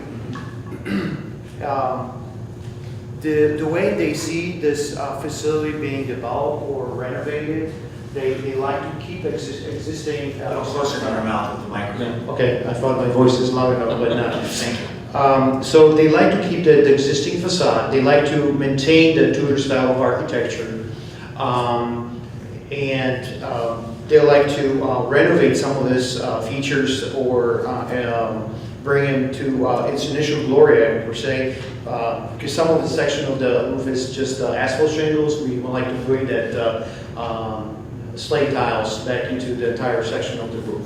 But bringing to initial thought about this property, the owners like to develop that into a type of a bed and breakfast facility with restaurant, maybe also a large section of the building to be developed into conference center, maybe banquet hall. The existing facility houses already into the section of the building houses already existing suites that were maybe historically used before, where this facility used to be a hunting house, housing or holding those events. And these spaces have small suites with own fireplace, one bedroom, kitchen. I'm not taking back, not a kitchen, but it's just a bathroom with a bedroom. And so these could be utilized for the bed and breakfast for overnight stay. But the goal of this place is becoming like a retreat that will have also a spa center. Existing facility has its small one-story building that could be developed into the spa. And then these overnight stay could be used for the clients. The main entrance to the facility could be used the same as it's done right now, where you have a main drive, and then existing facility has a bridge type of entry where you drive through that bridge entry, and we would propose to have entry to facility home within that bridge. We might create entry opening that enclosure to lead to both sides, where one will be entrance to the overnight stay suites, or to the restaurant on the other side. The renovation might involve also creating grand room, which might require making larger openings and creating from two-story space grandeurs, open banquet space, conference room. The facility has facing pond overhead doors that this area could be used for storage, and access to the kitchen for to service the kitchen supplies and entry to it. It has an existing four-story tower that could be, the clients talked about maybe using this as a wine storage, maybe wine tasting events, things like that. The main concern of the client is to hear your feedback. How do you take, we understand this is located in a residential district, how have this building having a history of holding events, hunting events, or overnight stays. How would you feel, or would you support the idea of having this complex develop into these bed and breakfast, conference center, etc.? And also, would you support the idea of allowing to have a liquor license with the facility, occupancy change in that process? I would greatly appreciate if you had any suggestions as far as the approval process, which municipality or besides the village approval process do we need to go to townships and other areas for approval? Yeah, we can do that one pretty quickly. Mr. Baker, is there any additional body that requires involvement governmentally? Well, Lake County Health Department for a restaurant, and state and Illinois Liquor Control Commission for any liquor licenses, including for both a winery or wine manufacturing, or wine sales as well. It's possible that Lake County Division of Transportation will need to advise because the traffic counts will be part. That's the Plan Commission's job, and I don't want to do their job. They do it very, very well. So it is our custom, as you saw earlier, to let trustees ask questions and offer thoughts. So with that in mind, let me start with Trustee Rigby. Thank you very much for the presentation. It's an interesting concept, and as you know, as we know, it's been empty for a while, and it's nice that someone's given some thought to some productive use. What would be the occupancy level if it were a bed and breakfast? I'm sorry, Ray, is the How question many just rooms? for the How many entire rooms? complex or just for the Well, for the complex. For the entire complex. It will obviously depend on the event type. That's my initial interpretation. Yeah. The bed and breakfast has, I believe, 8 or a dozen rooms, so that's only for the restaurant. However, if you have some type of a conference or a banquet event, that will house probably more occupants. And they'll be based on the size of the room and how many occupants it will house per code requirements. So just as a figure, if you were going to have a conference there, what size group would you propose that could be entertained there? I would say from potentially having 100-some people, 150. I'll probably need to discuss it with the client, how big the rooms they would ask, whether that they want to divide it into. The idea was to have maybe smaller conference rooms and maybe larger space. So, okay, I think I've got a concept, but it's not. You won't have 400, 500 people over there. with 500, I don't think the space would allow that that's what I'm space, thinking. but Parking lot. but it depends. Maybe one space 100, maybe 100, 200. So it will depend how big the spaces we can design for legally and have it. Parking requirements probably will be one of the trigger the size of spaces, but we'll like to probably work with the planning division for the parking requirements. We understand that might be one of the challenges. Okay, thank you. I don't have any more questions. Okay, Trustee Dalton-Lane. Thank you for your presentation. I do find this intriguing and one of the ultimate examples of recycling. You know, you're taking a look at a building and looking at another use for it. I think it's I would like to hear more about it when you get further down the road. A lot of our requirements are in our code, so when you get a chance, take a look at that for the parking, etc. Is the intent also for this to be open to the public, not just a bed and breakfast user or a conference room, but like somebody, I see restaurant, is that a restaurant for just people staying here? Or is it a restaurant open to the public?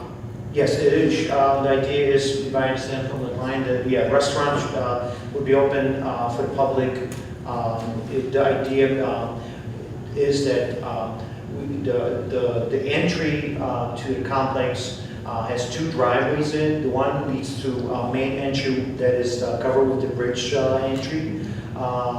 And then there's another one leading to the right that leads to open parking space. And that idea was that there will be directional signage leading the restaurant users to just park a car and walk into the restaurant. Then it will have there's an existing second entry facing the right side parking lot that might be used as entry to the restaurant just for restaurant users. And I know as you get into this, you'll be getting into a lot of the nitty gritty, all the ADA updates and site amenity upgrades. And as President Richardson said, our plan commission will delve into that a lot further. But all in all, I like the idea. I can see weddings being held here. That's the same thing as a conference room and some bed and breakfast rooms. And I could see a need for some overnight stays close by because we don't have a large choice around here. So something more intimate, and I like the idea of the spa. Is that going to be open to the public too? Most definitely, yes. Okay. And you might have some septic and well due diligence to do. I heard that, and then we haven't done an analysis yet, but idea is to, I'm assuming by the client to hire a company to double check their septic. I believe we received from the seller documents that water has been checked and it's fine, but we'll look into Something, yeah, because I'm sure bringing the septic code will require sprinklers and things like that, so. And normal septic system wouldn't accommodate What you're proposing to use. a conference event or a banquet or a restaurant. Right, so that's, I mean, you're gonna have some due diligence in that area. And that pond's gonna need some attention as well. So, Yeah. but I'm sure our planning commission will give you a whole, when you get to that point. That's all I have. Okay. Trustee Schaller? Out of all the proposed usage for this facility since I've been around, I think this is the most exciting that I've seen with regards to it, because we've had a number of other options that failed to materialize or really weren't appropriate. I think, personally, I think this is a neat concept for usage of those buildings, and would be a great asset to our village, providing obviously all the problems and septic and various other things can be addressed and accomplished. But as far as, I've been in a building a couple times when the last individual was trying to make townhouses out of it. And structurally, it's got some challenges, but it's kind of neat inside. And so if you have the vision to do what you're proposing to do, I think it can be a great asset to the entire area. How big do you believe the restaurant would ultimately be? You have any idea what the seating in the restaurant would be? Honestly, I don't have a clear answer to that because I haven't seen the space and housing it. Yeah. I think not larger than 100. That's fine. Yeah. I'm It's just throwing a number, honestly, because we need to. We don't even have existing drawings of the space. We need to walk in and actually measure every corner of the space and start seeing how that references to width of corridors, how big spaces, how many tables we can accommodate, and versus open space for the conference and banquet space.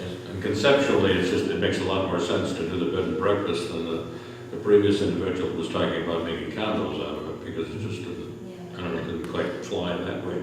But that's a neat concept in the bed and breakfast. And especially, it does have suites already, all rooms with fireplaces, but that you probably use like. It's a better use for them, anyway, right, without tearing the building down completely.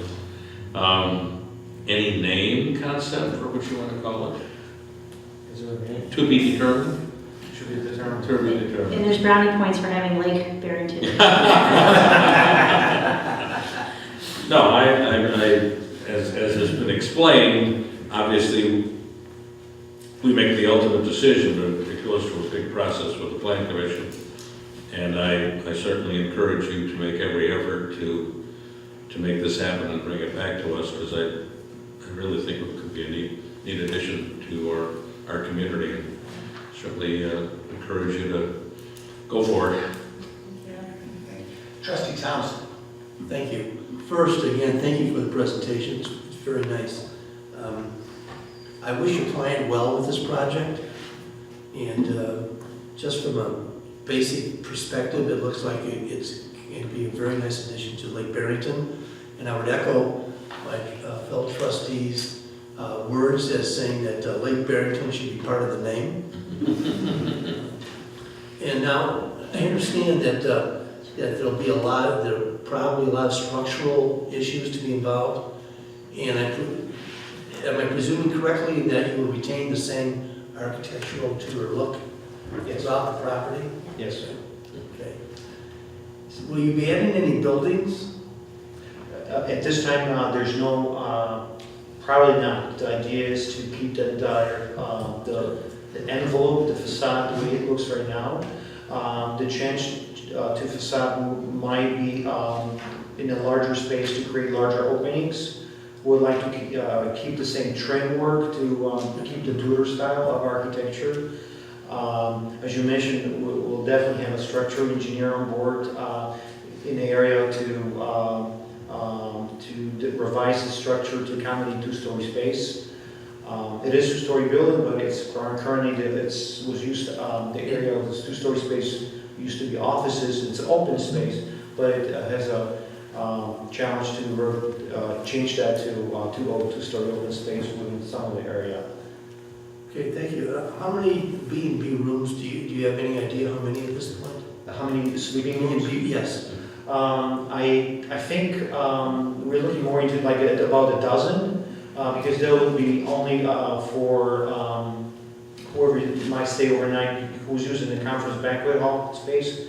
They'd also be using it for a B&B as well? Sorry? But my understanding was that one of the uses for the rooms would be as a B&B. Yes. Okay. Yes, but if whoever might stay overnight, whoever might rent a conference or banquet hall might stay overnight. Of course, sure. Yes. Okay. But yes, depends on the users, like I said. But I don't think the owner's thinking about this more being a hotel with large quantity of rooms. I think it's more for special guests who might stay. Yes. Good, thank you. Thank you, that's all I have, Mr. President. I'd love to know people I might do business with, so would you all come up and introduce yourselves and tell us about your background and where you grew up and how you got interested in this and all that good stuff, because I'm started that a lot of us have Polish background. I am as well. And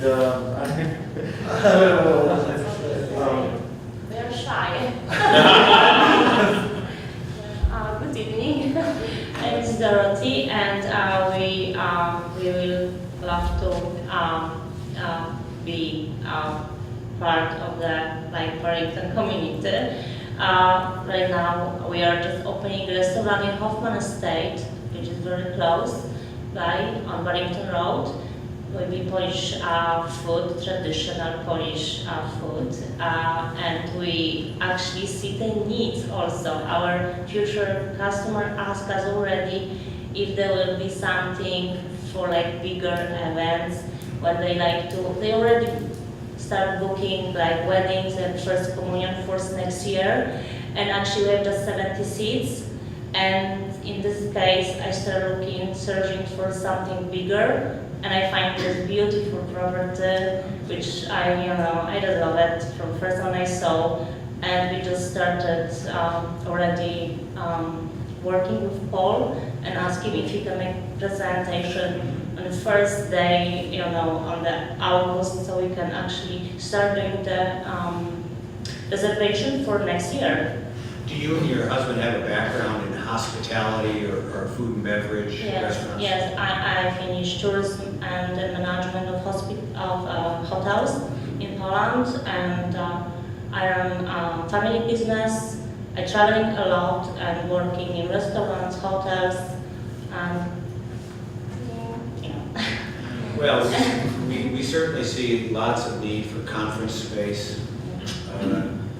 Also, I like the B&B idea because we have some friends who live out of town, and when they come to visit, the closest place for them is the Holiday Inn in Lake Zurich. And that's the closest place for them to stay. Maybe the place on 14 in Barrington too. I forget what the chain it is. So something very close by and in the neighborhood. The other nice thing that kind of occurs to me is guests could take advantage of the Forest Preserve trail system as part of the B&B getaway for the weekend experience. So I think that's a possibly very nice fit. There are neighbors in homes. I am going to beg you to reach out to them early. Exactly. And make them your friends and make them your partners so that they feel listened to and a part of the process. The property has been quiet for a very long time, and so even a good use will change the energy level around there. Noise, lighting, traffic. So my colleagues have heard me say this many times, I don't like surprises. And so we don't want to surprise folks, so please. And the public hearing process, of course, is designed to give the public plenty of notice. I would urge you simply to go beyond that by reaching out to the neighbors and get acquainted with them, perhaps meet with them. You'd be welcome to use that room across the hall to visit with them to explain what you're thinking about. That's also not a requirement, but it is a reflection of my scar tissue. So the more you can make the community your partner, this was a nice thing for you to do. I also commend you for wanting to maintain the current appearance. The community is very comfortable in its embrace, in its support for the current appearance. If you were proposing to paint it lime green with, strobe lights, probably a lot tougher. So keeping the current appearance is reassuring because people all say, oh, I don't mind change. Everybody hates change. Yeah, that's true. And so the more you keep the appearance comfortable and familiar, the better your chances of acceptance on this. Certainly in our business park, there are lots of companies that need conference space for meetings. Good Shepherd Hospital may need space for meetings. I mean, there's a good opportunity there. Trustee Burke, who Paul you've been talking to, has responsibility for helping with those kinds of things and reaching out. And we've got a woman who works with a lot of businesses in the area to help them with that too. So I like that an awful lot. The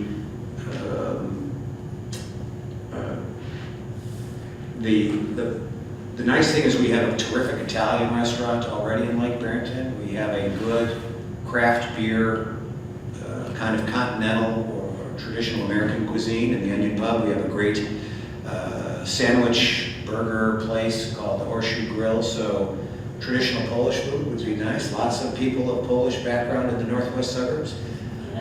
We all have eaten at the White Eagle at least once in our life. And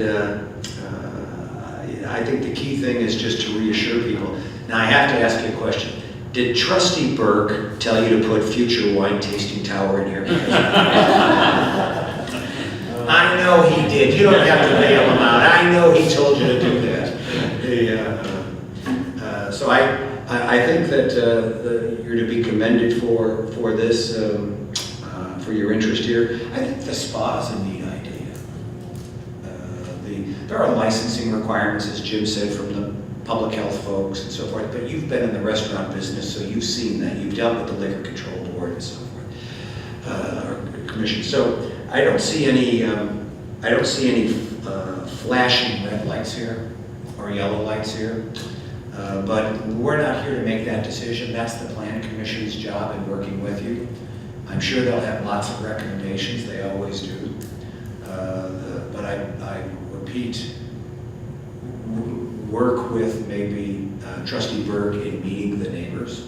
I know some of the folks who live on Schooner and Beacon Drive, which are the bordering streets there. Certainly would urge you to maybe write them all a letter and invite them here to hear your pitch.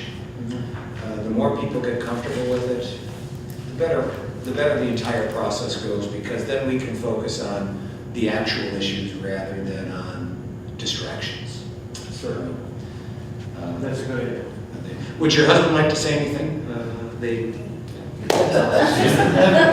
Yeah, it works that way in my house too. Does council have any comments? I have just a few. One is that one comment is that technically in Illinois, this isn't my rule, this is the village rule. Technically in Illinois, a bed and breakfast can't have more than 5 guest rooms. So technically, it wouldn't be a bed and breakfast; it would be an inn. And another rule for bed and breakfast in Illinois is they can only serve breakfast. And that's another reason to be an inn, because otherwise your patrons aren't going to enjoy more than one meal at the restaurant. So, and then as we've already talked about the need to do due diligence relative to a septic system in terms of serving all the facilities. One other comment is that the web printing, one of the things it had when it was established, there was a single-family residence. And our zoning ordinance does actually require there to be a single-family residence on the property in order to fit within the R1 zoning district. So that's something to keep into your thoughts and plans. I think with confirming with the, I'm trying to confirm with the client, but I think they mentioned that they'll like to use it as a resident as well. Right, like the former owners or the present owners used, I think, the one-story building as a residence, and it's marked that way on the survey, and that in effect creates an exception for it under our zoning ordinance. So it would have to be rezoned if you had a single-family residence on the property. And if you're going to run a restaurant, and you guys know this from experience, you're going to live there anyway. Yeah. My uncle owned 3 restaurants, and Can I I try to understand what you just mentioned. Does the resident need to be happening in that one-story space, or can it be within the complex where the suites are located? So the zoning district requires a single-family detached residence. Mm-hmm. So that is why the residence that is there in the one-story building is fits the zoning classification. And if you'll visit with Trustee Burke, I'm sure before you go to Plan Commission, he can direct you to Mr. Davis' help to the appropriate statutory authority, so you just know what the law is. I appreciate you mentioning the inn versus POV. Yeah. Right. Thank you, Jim. Where is your restaurant in Hoffman Estates and what's it called? Tradycja. Tradycja? Where is it? Polish restaurant. Tradycja in tradition. Tradition. What's the location? 1305 Barrington Road. Oh, it's on Barrington Road. Have to try it. And the wine tasting tower, great. That's spoken on a personal condition.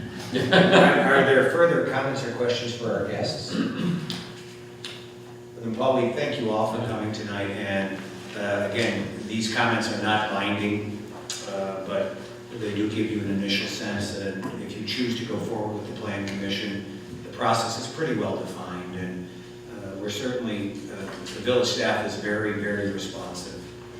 And if you have questions along the way, you certainly may reach out to Mr. Ball for guidance, and Mr. Baker for guidance as they staff the Plan Commission as well as the village board. Thank you. Thank you. Thank you very much. Thank you.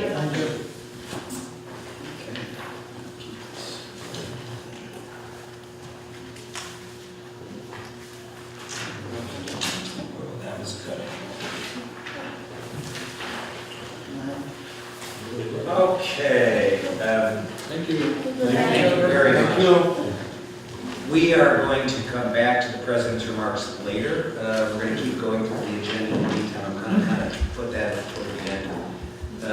There is no consent agenda under agenda item 7, so we will move to the treasurer's report. And Mr. Balling, I believe you are doing that because the treasurer is on a little vacation this week. Yes, in summary form, once in a while we do give the village treasurer a little vacation. Don't want her getting used to it. She did before she left, and Deb as well, prepared an excellent last report and full financial report for the period ending June 30th, 2017. Again, this being the second month in our fiscal year, it's a little hard to establish a trend, but we are doing overall reasonably well. We have a pickup a little bit in the permit and licensing revenues. That's been helpful. And we also picked up a notch in tax revenues as well, a little bit more on sales tax. So that's encouraging, though still very early. We are on the expense side. We're pretty close to the comparisons for our net income for the year, which is $237,926, and the same period in 2016 to 34,923 in this year. So feel pretty good about it. There are all the incidentals by fund that are there, but in the interest of time, just open up for any questions and any of the trustees might have. I get one question. Yes. You might not know this, but the money that's due from Friar Glen on the general fund balance sheet, it shows $4,300. Did they pay that before the?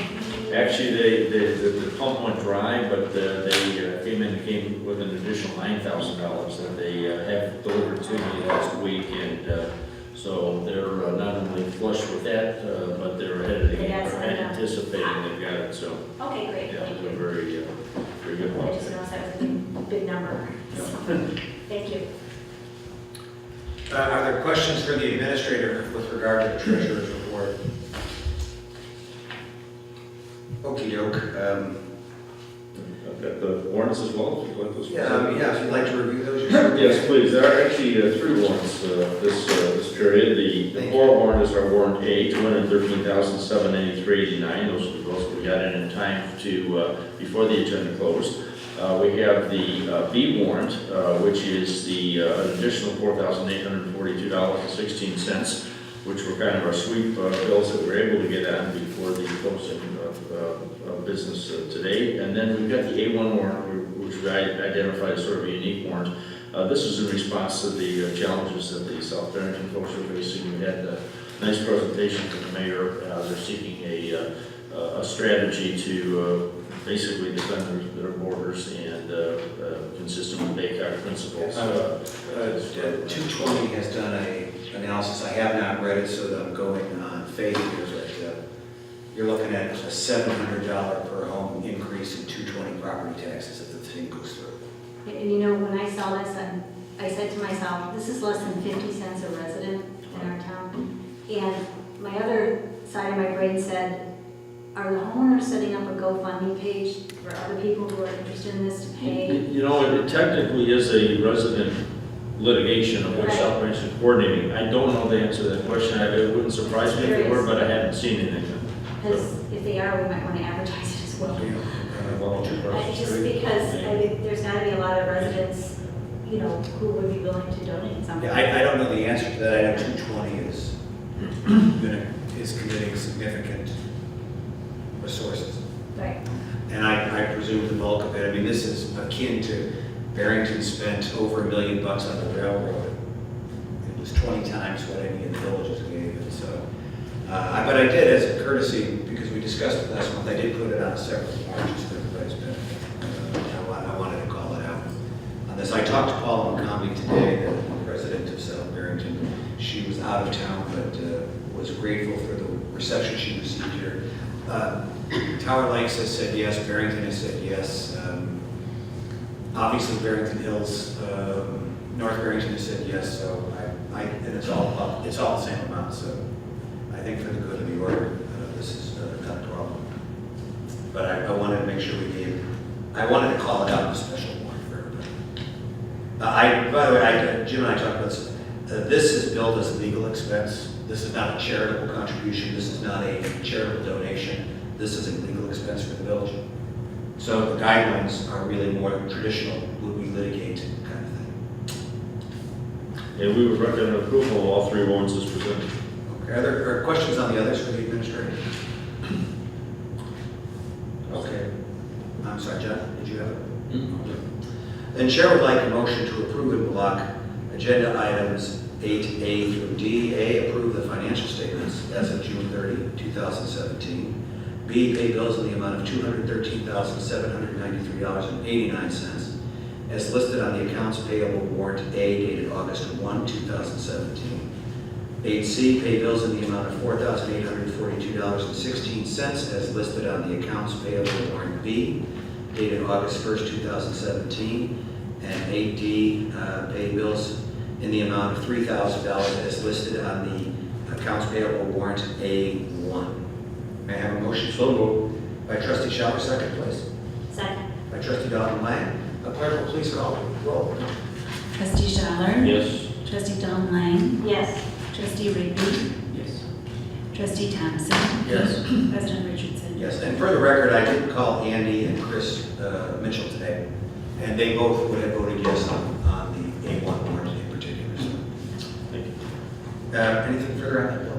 And not on that, I do have a second report on the other for administration. Okay, well then, I'm happy to recognize you for that purpose. Thank you. August 13th, Rich Semmelsberger was the police chief in Barrington Hills, was really coordinating on behalf of the Barrington communities a Barrington Honor Ride, which is a cycling event going on, a 47-mile bike ride. In order to implement this, they need from the municipalities in the Barrington area a municipality review of permit application to tender to the Illinois Department of Transportation. We think this is a pretty good use. This is a veteran-oriented fundraiser. It's an important project, I think, and it gives us great visibility. We actually have, they go through Lake Barrington twice, and they've asked for permission for 2 pit stops here at Village Hall. They're going to bring their own porta potties and set them up in for the cyclists, set them up in the parking lot on the 13th. The event with the cyclists going through, it's not a race, but it is, they're expecting several bikes that there'll be probably 10 to 15 minute lag for the cyclists to go through. But I would recommend we participate in this. We will get good visibility because we'll be the comfort station. And so we're going in both directions, and it'll be appreciated by the riders, I'm sure. It's an annual. You're the key to LBS, man.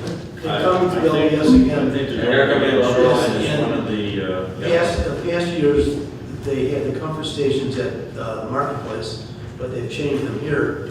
And the veterans of Lake Barrington Shores will be handing out small flags to all the residents staying on Shoreline Road, passing from Middle Road Gate through the Kelsey Road Gate. Did a couple years ago. Good.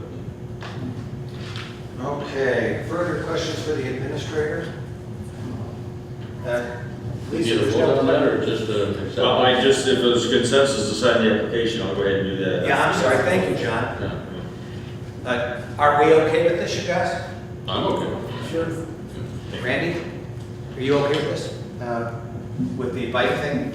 Absolutely. Karen? I wrote it a couple of times. That's even better. John, you're good? Oh, yeah. Jim, you're good? Yes. Okay, terrific, thank you. Thank you, Mr. President. Thank you. I'm going to fire this up here in a second, but we can move to there is no clerk's report, correct, Lisa?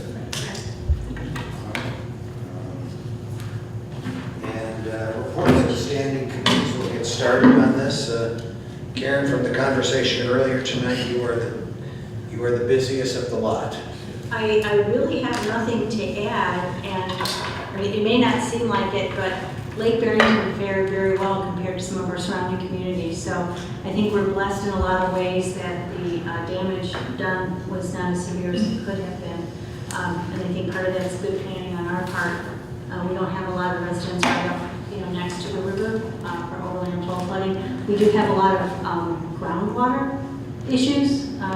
To President Richardson's assessment of how much his sump pump ran and things like that. So, and kudos to our interim administrator for taking a lot of calls these past few weeks. I've only heard of a few of them, I'm sure. So.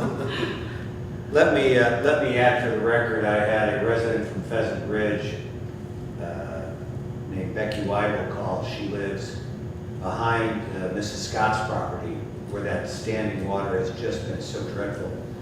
And she was absolutely effusive in her praise of Bill's performance and his responsiveness to the community. And we're very grateful, Bill. I will embarrass you a little bit further by saying that a certain little birdie up here told me that at the Lake County Municipal League golf outing, your statue was well recognized. It's a fun group. Thank you. I know, you're more than welcome. I just want to see what people, I don't know that I have a point of view on this, but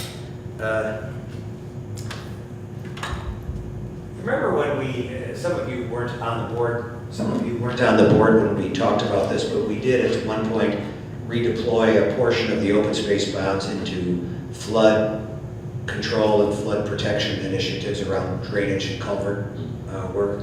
And it proved very popular with the residents because it addressed a lot of this.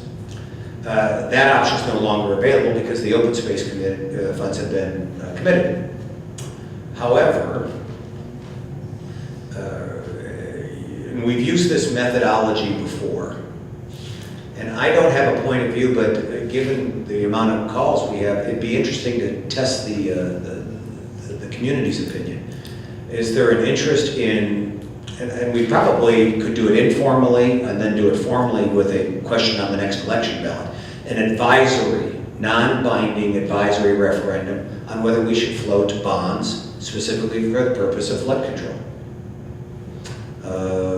I don't have a point of view on that, other than it might be interesting to ask our residents, do you have a point of view on this? Because the stories are terrible, but as Karen aptly noted, we actually got through this ordeal a hell of a lot better than most other communities, especially those who border the Fox River. So just a reaction, do you have a point of view on whether the question is even interesting to ask of the residents?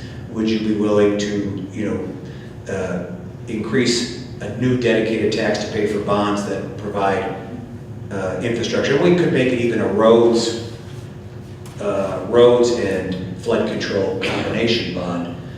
And then the amount would be worked out by Karen and her committee with our engineers to say how much would we be looking to spend. And then, you guys know the dance from when we did the open space. Jim, I start with you this time. Just a reaction on that? Thank you. Well, quickly, my reaction is I think it's a very good idea for two reasons. Number one, from what we've seen tonight, it's a real issue, and it's something that if we don't take care of it in a reasonable period of time, it could become even worse. The second part of that, second part for me is that handling this in a rather orderly and somewhat quick fashion will also enhances the brand of the Village of Lake Barrington, for being able to quickly take care of its own. John, you have a point of view on this? I really think first, as Trustee Lang has indicated, we need to find out who the players are in resolving the issues and who's caused some of the problems that apparently did not necessarily exist beforehand, such as the roundabout, such as where it's draining now in the Finn, and various other things, which, I moved in here 27 years ago, and Casimir Lane was flooded all the way down to the river even then. So, it's not like that's been something sudden, but the rest of this seems like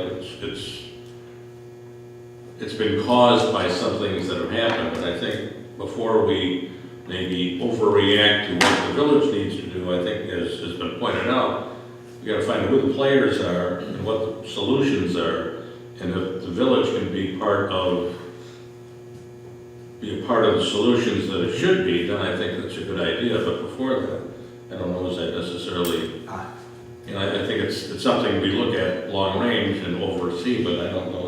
Well, John, thanks for saying it that way, because it triggers me to reiterate, if it were a combined road and flood bond, because we are forever playing catch up on roads.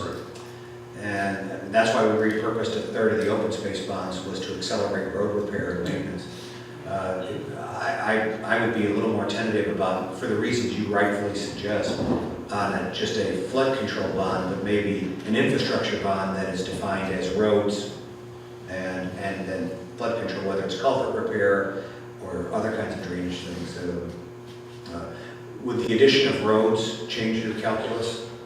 No, I think the addition of roads, if in fact, especially as it relates to this situation of flooding, that's flooding can be part of that, but again, I think it's important to find out why we, in addition to the fact we had the 100-year flood 4 years in a row, what has caused the additional flooding in areas that previously were not necessarily flood areas. I don't think that area in Farm Trails next to the Fen has really ever had that much flooding before. before until apparently they reversed how the water was coming out of Tower Lakes or wherever it was going, or whatever they happened to do with the roundabout. I think that fin was there. I remember they had a fire there a number of years ago that they were all worried the place was going to burn down. So now you've got more water in that fin than perhaps was there before. Is there a cause for that? Is there a reason for that? Does that need to be addressed more so? And I know there was, let's go on and on. Fox River Grove behind the Jewel and the road that goes up to the ski jump has never been underwater. I talked to a resident there the other day. That road has never been, it was underwater for 2 weeks all of a sudden. So I mean, things change. We've had a lot of rain, so what's causing some of this? And I really think we need to find out what's causing it, address the problem, and if part of the problem is something we can solve by a bond of roads and flooding, then I think it's something we consider. Yeah, that's a good point. We don't want to pay for, I certainly don't want to pay for the potential problems caused by others. That's not our responsibility. You know, the concept, the US EPA, Randy, you may know this from your prior life, there's a revolving loan fund for cities to use for wastewater and sewage treatment things and so forth. You know, the village, and I'm just blue skying this, I don't have a conviction on it, but the village could do, a lot of these HOAs will never muster the immediate ability to front all of the capital to do a major flood control. So a revolving loan fund type approach from the village, they'd have to pay it back, it would be backed up by a special service area on the subdivision. Right. But it would get them over that hump of the big upfront CapEx that's necessary to fix a lot of these problems without putting the burden on the larger population overall. You know, there's a lot of ifs in the sentence, so I just wanted to get a reaction. Would we be interested in even asking the voters their opinion? No, I think it's a good idea to ask that. But if again, if there are bigger issues that have caused the flooding that we have now that aren't necessarily causes by the village, I think we need to find out what other causes are rather than us taking responsibility for solving a problem that's being caused by somebody else. Well, we may not even need a bond to be floated for the purposes of providing some kind of revolving loan to an HOA, as long as the HOA commits. We did this with the sidewalk as part of the roundabout. We did it with the sidewalk for Twin Ponds HOA. They paid half and the village paid half. And we created a special service area, and the cost of the sidewalk, half of it goes out of their tax bill until it's paid. Jim, what was that, a 5-year or a 7-year deal? You remember? 7. Yeah. So I mean, the precedent is there. I do have some sympathy because I'll never forget that night of Lynn and the girls and me bailing our basement out. That water in the basement too. So, it's not a pleasant thing. None of these HOAs are big enough to say we've got $50,000 up front. So I don't mind us considering the role. We wouldn't need voter approval for that, to create that capability necessarily, unless we needed to have a big chunk of the door ourselves. Karen, you live in this world in your day job, so. Yeah, I might have a little bit different opinion. When you say flood control, what that means to me are actions to prevent flooding, and flooding being over land flooding. Like when the river rises and it floods Casimir, for example. Not so much the type of flooding you had, that you call flooding, which is groundwater in your sump pump trying to keep up. Right, and what would be, you know, what's going on right now in Mrs. Scott's property behind, where it's a basin and there's a torrential rain, because that's the one that's knocking a lot of the HOAs in the head. Right. So in that area, you know, there's a wetland there, which holds water.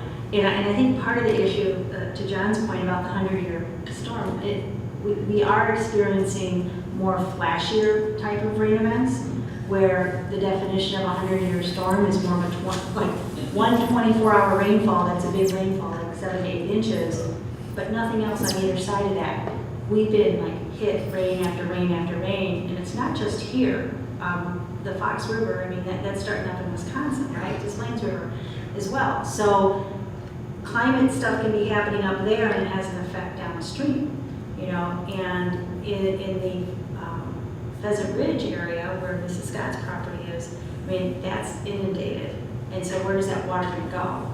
In the groundwater I'm talking about. That's going to seep into every sand crack it can find, and it wants to go toward the Fox River. Well, guess what's between that and the Fox River? A bunch of houses, right?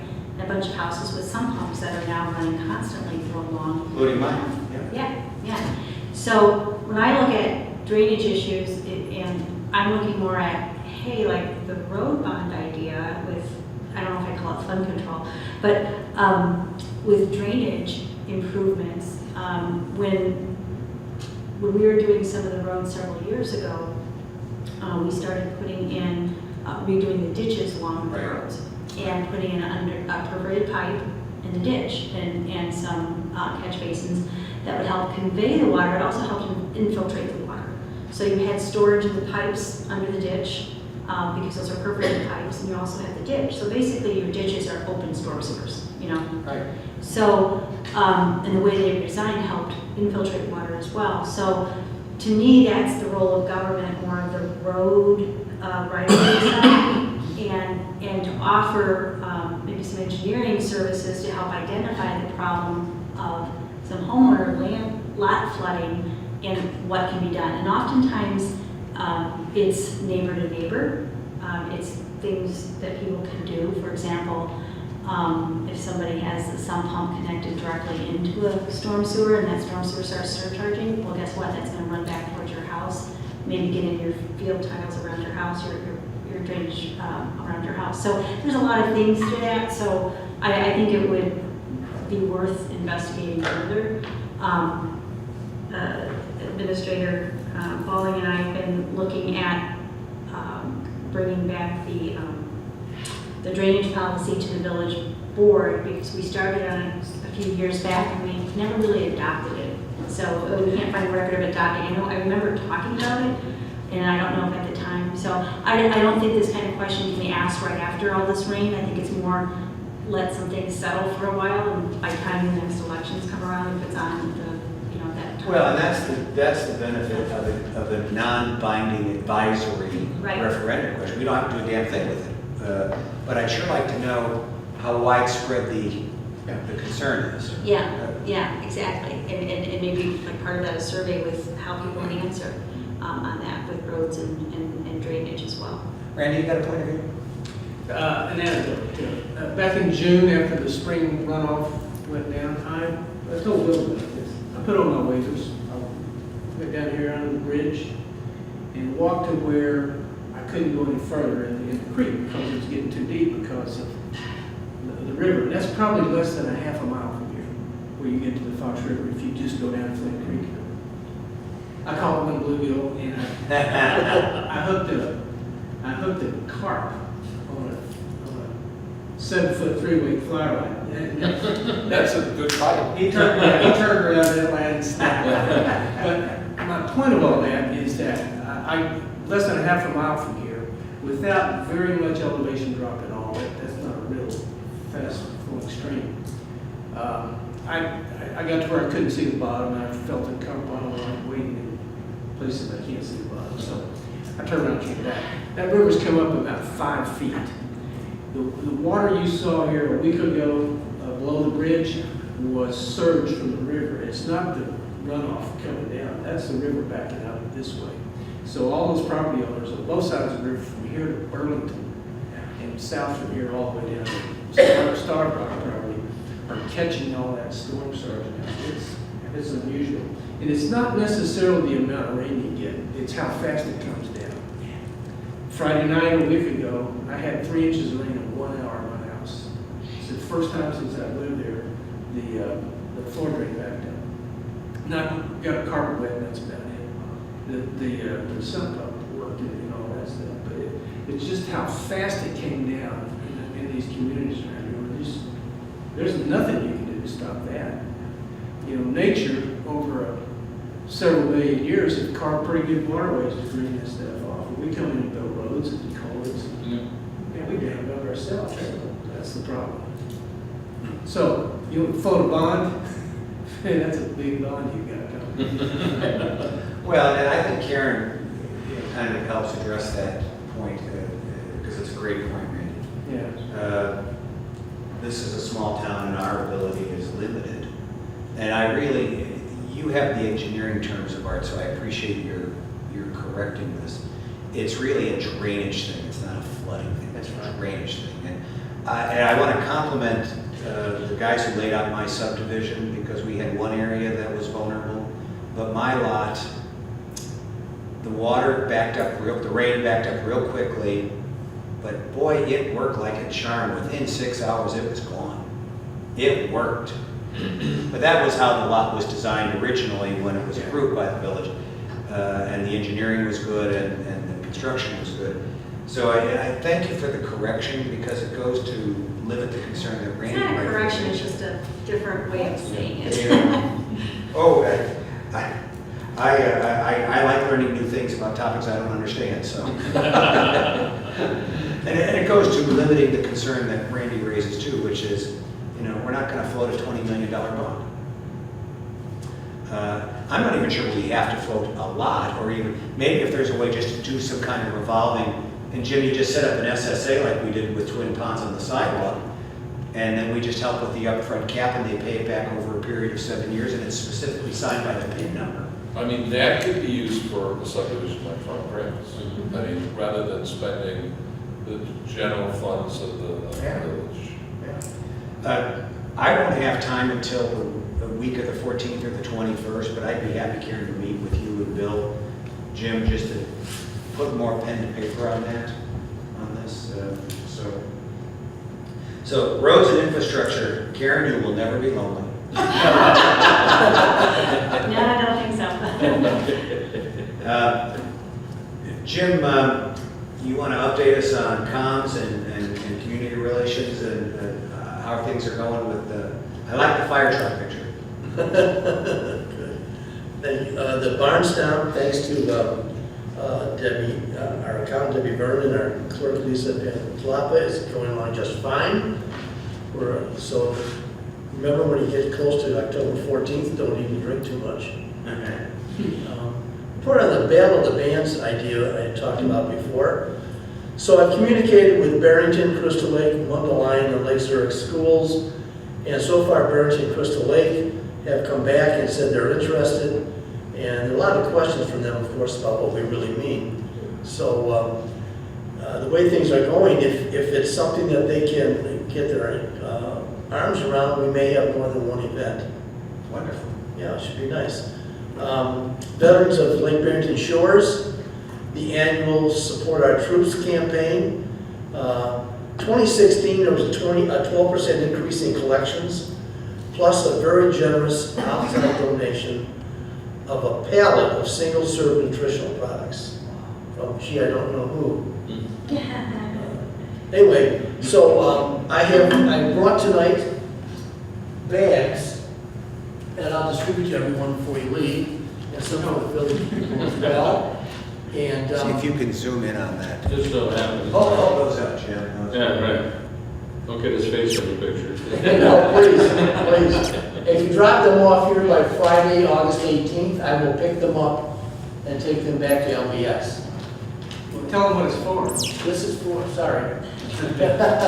Yes, this is supporting our troops who are in harm's way. Last year we did MAC Marine Group 48. They are no longer at the Cape Horn. They're back here in Grays Lake. And these wish list items will go to as many first Lake County and then secondly Illinois troops in harm's way as possible. It's a wonderful program. We're looking forward to doing it again. Can you put notes in there too? Yes, you do. Oh, wonderful.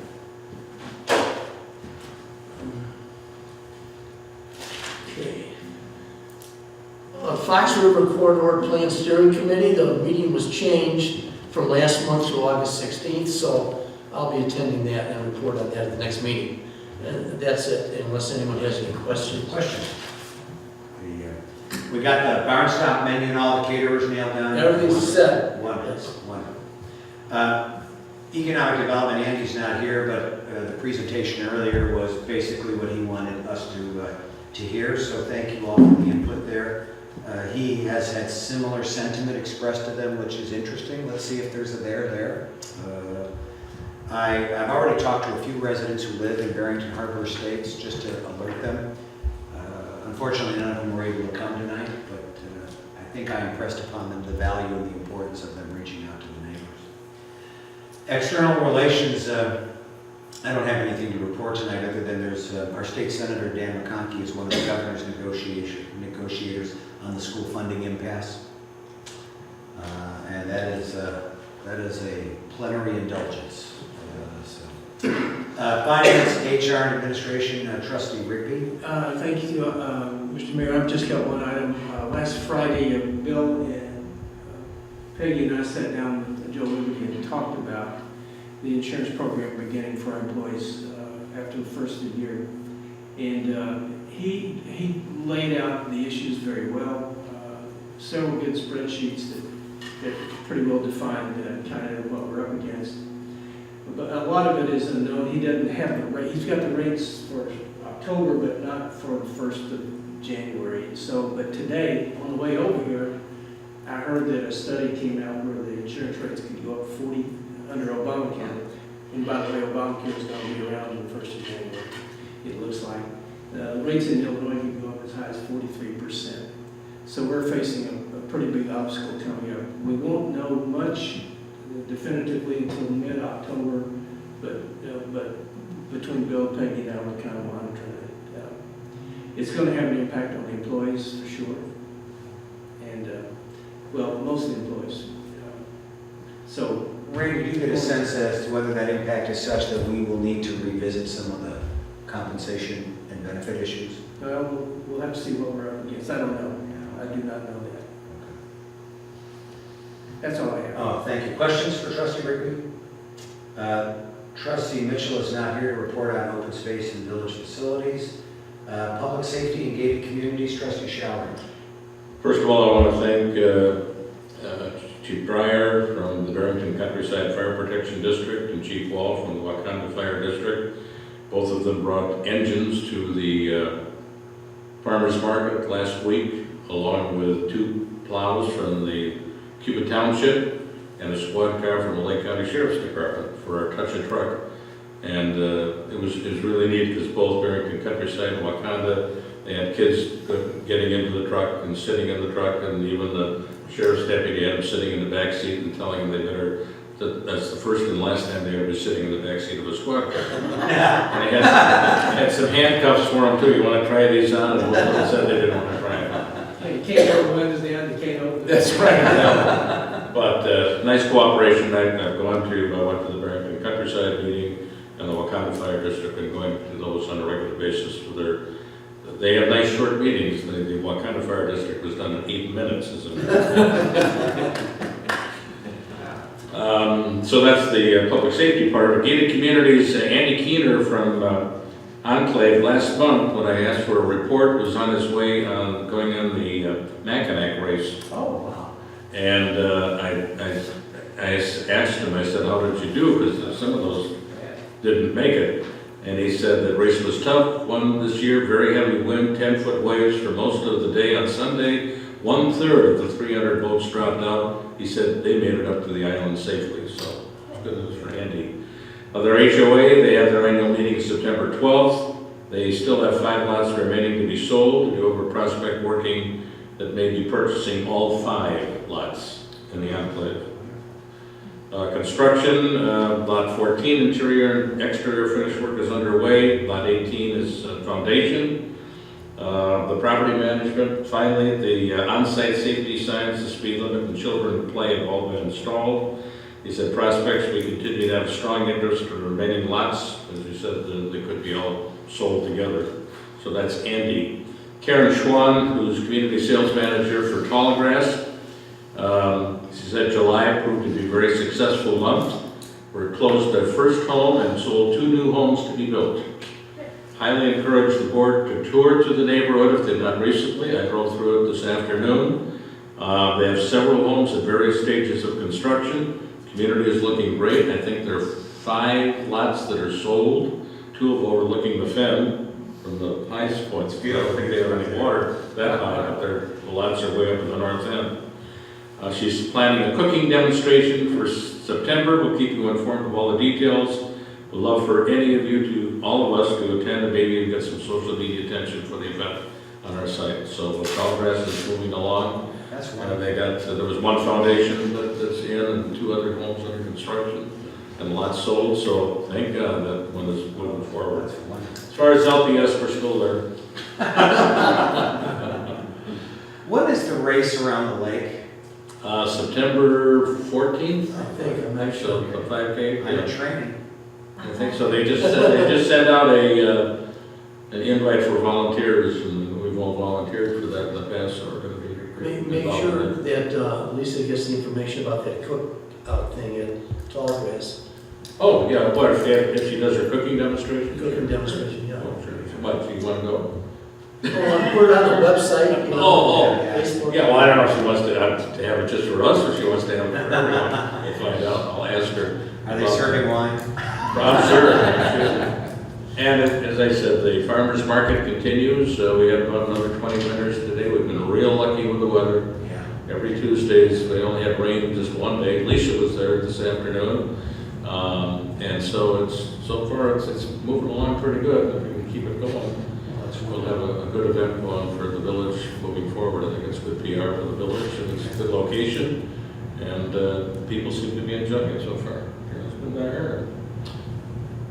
Jim's been there, so come on by. The farmers market does. I have to get my Zaza's olives every Tuesday. Yeah, I know. Well, Daryl got out there a little late today because he was short on all. So matter of fact, the interesting part about that has been they've had outstanding Tuesday nights at Zaza's, more so than they've ever had before. So not only are people coming for that, but they're also staying for dinner, which is an advantage. We got to try to encourage the rest of the people at the marketplace to take advantage of it, because really no one else has so far. And so to try to get them involved. But the Rotary was there last week. We had the Barrington Rotary had a booth, so we're trying to invite local organizations to take advantage of it. And so Jamie was there. Our friends who just appeared here ought to take a booth there. Yeah. Tried to convince Tallgrass, but they're waiting until next year. Taylor Morrison, just thought we would have an opportunity for him. Anyway, so thank you. That's what. Questions for Trustee Schaller? You cannot know the joy I have in saying that under 12, 13, 14, and 15, there are no agenda items. We do need a closed session. Before we do, I wanted to go back to now the President's remarks section real quick. We won't get to all of this tonight because I don't think it was put in this as my mistake. We'll get to 5A, and I don't mind talking about 5C, but the draft ordinance on the website, social media posting policy, I don't remember, Lisa, did we put that? I don't think we put that in the packet. Let's put that in for September, if you would, please. But I'm prepared to walk you through what we talked about on the 18th, and I've updated it. You've gotten the copies in the packet. Lisa was kind enough. There is, of course, there's my family. Yay! Nice looking family. Yeah. Except for the guy up on the upper left. Yeah. There's his plant cover. He's tragically a part of the deal.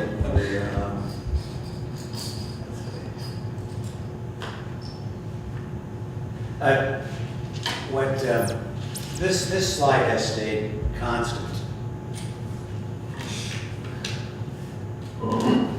And so the real question was, what is the organization and structure that helps us get to the accomplishment of the objectives, the goals, and the strategies? Let's see if this one works or not. Okay.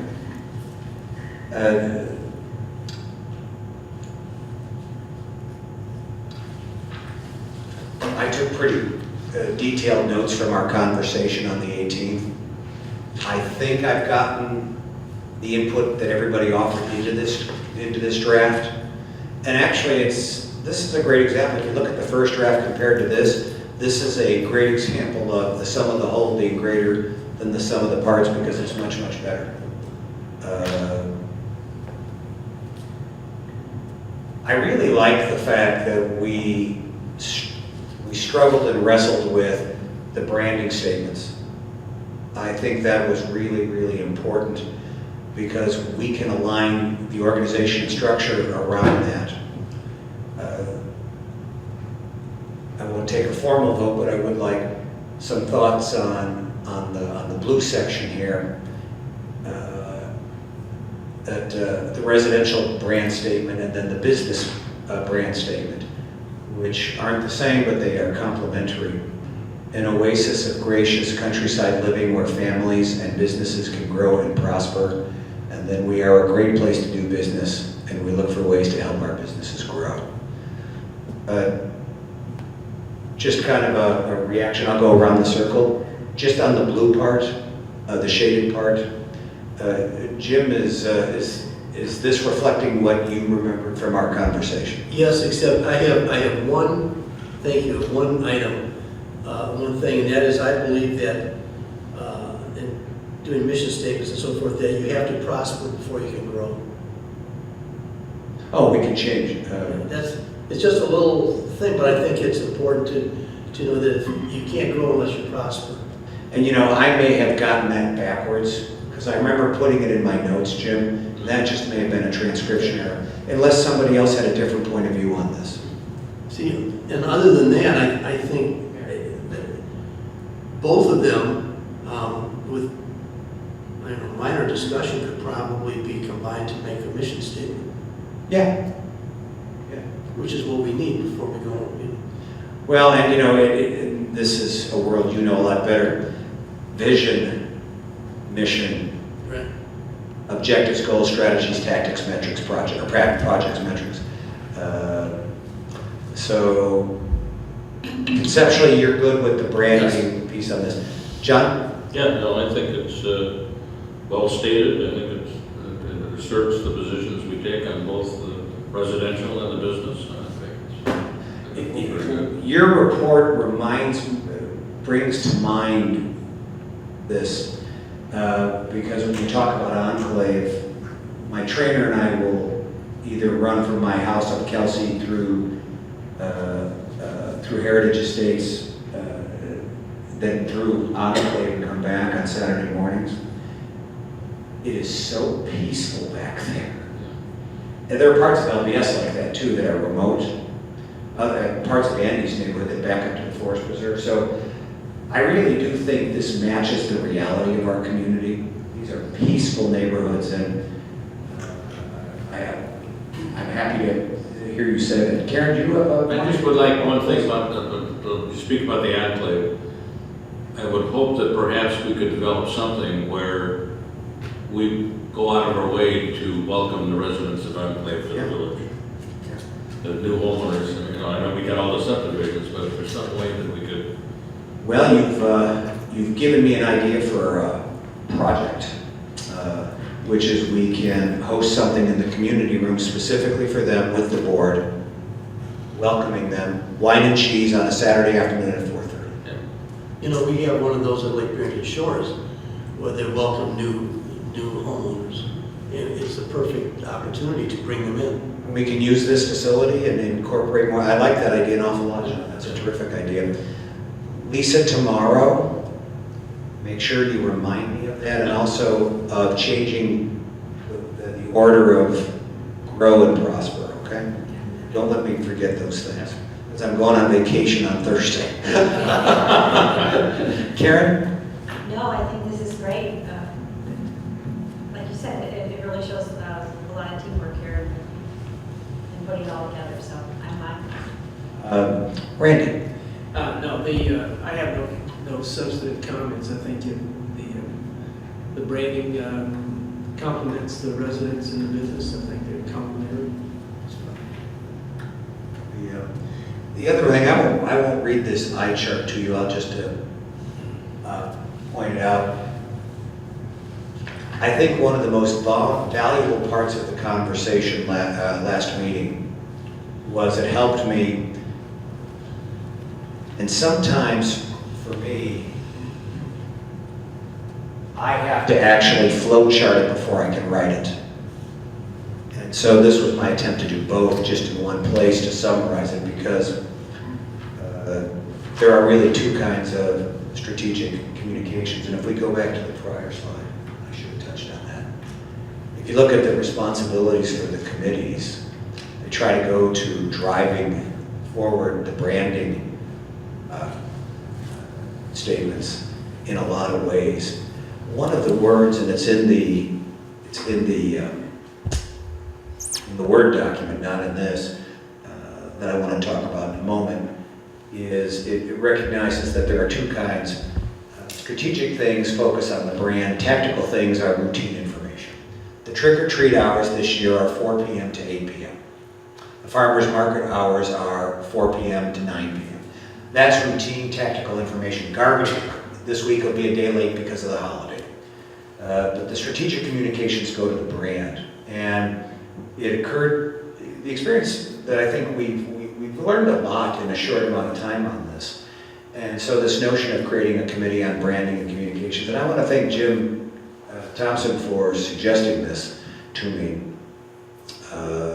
originally, because we want a central control point for one purpose: consistency in communication. So I think we're going to have some ability to do this. So when there's a tactical communications element, it goes to Lisa, and as long as it's consistent with the ordinance that we'll talk about in September, you can just go ahead, you're authorized on tactical stuff. On strategic stuff, then the committee will take the recommendations of all the other committees in their areas, and we will consistently look for ways to drive that communication to the public and to the media. Maybe scooch over to this. We have to see that again. Yeah. Well, I married better than she did.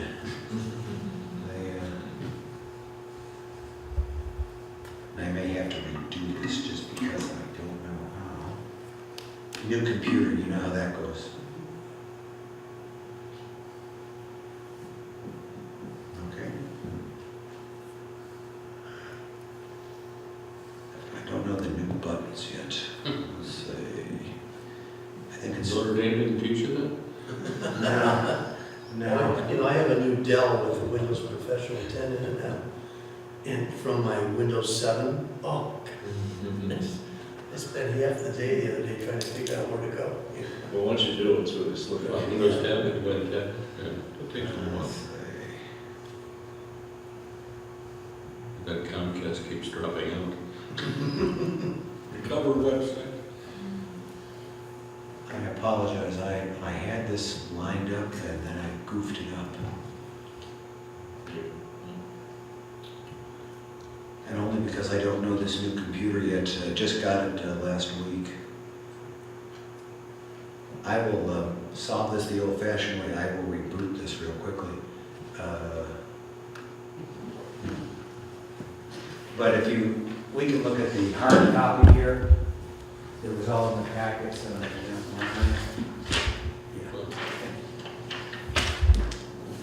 it's this one. It's just this is a little bit more of the details related to what we saw in the graphics of the PowerPoint. And it's worth going through a little bit of a conversation about this, even though it's getting late, just to highlight a few things, at least specifically right now in the short run on branding and communications, because that's the essential first step. And before we finish tonight, I have a question about one of the segments on my committee. Okay. And very easily taken care of. And I'm happy to take that offline with you in the interest of time here. So, come on, Kevin.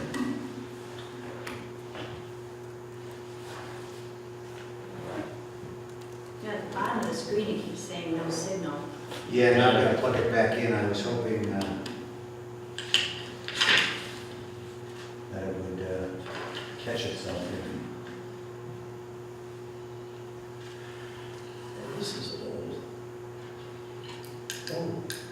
bottom of the sixth, Cubs 15, D-backs 3. Just in case you might want to know. Sure. Did you say 16? 15 to 3. D-backs are not that bad. Cubs are getting hot. The Brewers are hot. Who's pitch? Lester. Oh. We went up to Milwaukee Sunday. I know it's not back. Wanted to watch the sausage race. Oh. They have some cheese curds. Well, the computer gods are not cooperating with me, so I'm going to go right to surrender on this, and we'll just use the copy in front of you.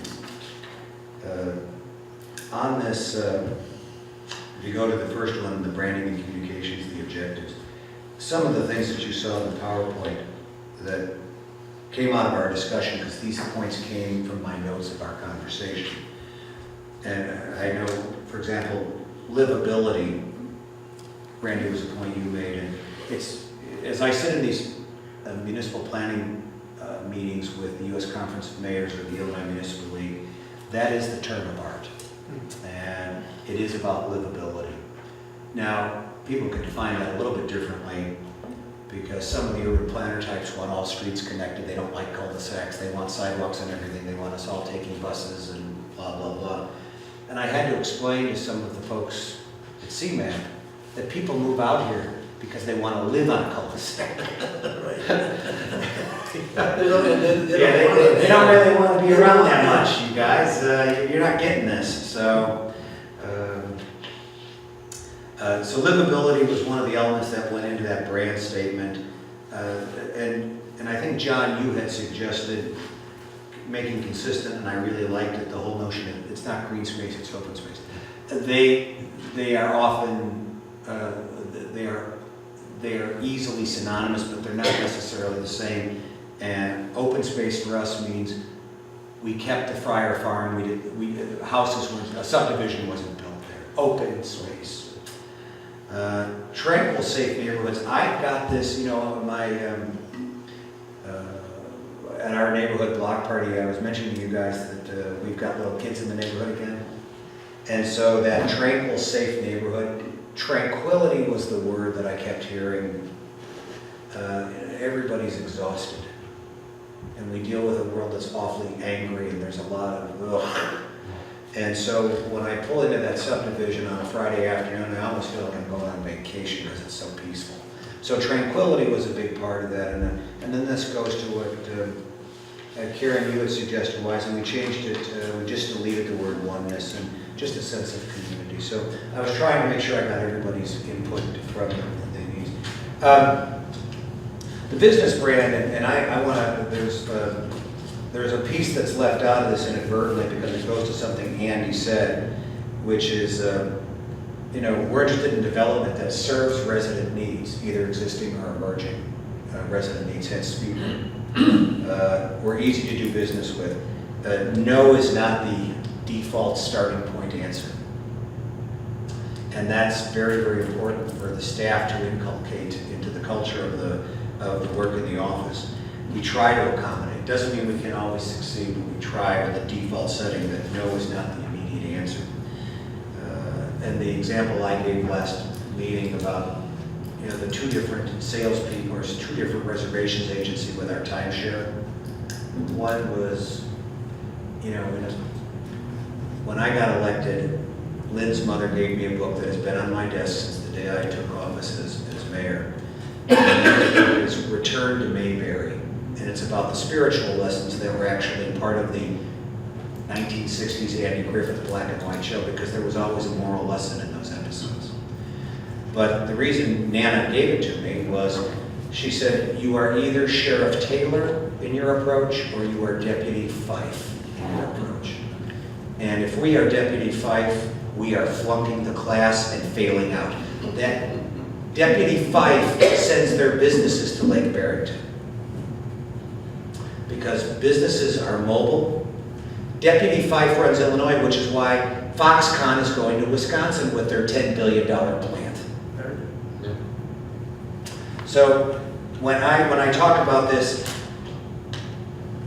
as we finalize this now and move forward, I want to work with Bill and his successor and with Randy and with Andy to really drive this philosophy into the office. I don't think we have a problem per se. I just want to make sure that it is top of mind, not back of mind for folks. The other thing is that we learned that economic partnering doesn't mean we give away the taxpayers' money. Economic partnering means that we invest together for the mutual benefit of the village and the business, hence the sales tax split agreement approach. Community relations, special events. Jim, you'll give me your edit off line on this, and that's fine. I really appreciate the enthusiasm, Jim, you've taken, especially like the battle of the bands and that kind of thing. We're going to experiment and see what's got legs. Now, if I were going to argue for it, I would argue for jazz bands. I like jazz, but that's a personal bias. So, and I liked your idea last, and it's in here, of maybe surveying people, because I put a tactics thing in there, and I think that's a terrific idea. And Lisa can even advertise the survey on the Facebook page. Yeah, the newsletter, you know. Yeah. The economic development piece we've talked about. External relations. You know, the threats to our way of life are all external. You kind of feel like we want to watch the world beyond us. My kids used to get mad when they want to go to the mall when they were in junior high, and I was nervous to let them go, and they said, "Don't you trust me?" I said, "I trust you. It's the rest of the world I have no confidence in." Finance, HR, and administration, you know, this was something Randy gave me some insights into, that the processes have to be not only transparent, they have to be fair, and we want to make sure that the internal HR policies and practices support the external activities and incent them properly. Open space village facilities, this is pretty much the same as before. I liked Chris Mitchell's point, I put it in here. The open space accessibility is the big deal. The reason the farm is so popular, in my view, is people can go there. And his point about Boston Commons versus Boston Gardens. I told him you don't have to go that far to find a place that's run by Irish Catholics. You can go 30 miles from here. The public safety and gated communities. You know, John, these young moms in my neighborhood really have underscored the importance of the public safety stuff because they've got little kids. And it could be something just like a children at play sign, but it's just the sheriff's protection on this. Karen, we spend most of this meeting talking about roads and infrastructure, so the importance of that is just exactly what it is. And I did put in your addition about Swalco representation, so I wanted to make sure I got that. So I think we got it all. If, with Jim's edits to his piece on this, and then with the changes, the one change on the PowerPoint slide, I think we're good to launch in September. And do a bit of a wedding challenge. Speak now or forever hold your peace on this. So there are some committees where there are no members beyond the chair. Everybody's welcome to participate and be a part of every committee. So we'll certainly do that. I suspect one of the organizational requirements will be that Brandon and comms, because there's 3 trustees and me, will actually have to notice meetings and have separate meetings for this, and we can do them before this meeting, you know, on a monthly basis. So with that, President's remarks are done. Jim Thompson did some nice work on looking at photographers, and I then delayed because of my travel schedule, but I actually looked at all 3 of the vendors pretty carefully, enough where I wanted to satisfy myself that there was not a significant variance in the quality. So I am happy to go with your original recommendation on this, because I've satisfied myself that we kick the tires on other alternatives. I'm going to start to work with Ryan McLaughlin. I got a bio on you, and I've got one on you. I don't know. I've got one on myself, and I want to get a standard approach because I want to put the bios and the portraits on the village website. Because when folks like the people who were visiting here tonight, I want them to know that there are grown-ups who run the village. I want them to know that our backgrounds make us qualified to help them succeed, and that we're a good place to bring their hard-earned dollars of investment. So Would you also like those to be in the building as well? I think that's a nice idea. I don't have a conviction on it. I'd be interested in knowing if other people do, because I don't have a conviction on it, but I kind of like it. Well, so everyone who comes in here sees, you don't have to have the bios there, but the names and a couple of words about them or whatever. I Did think we give our bios Yeah. a few months back to? Yeah, I think I've got them, Karen. I think I'm the mother of all bottlenecks in the last couple of months. But I just hired somebody in Washington. Just sounded real familiar, like, I just imagine doing it. Yeah. Sometimes I don't remember. I told my dad's caregiver he's not allowed to leave our family. So with that, we do need to have a closed session. It won't be a long one, but it's important that we have it. So Chair would now like a motion that a portion of the meeting be closed effective immediately for the purposes of what, Jim, personnel and?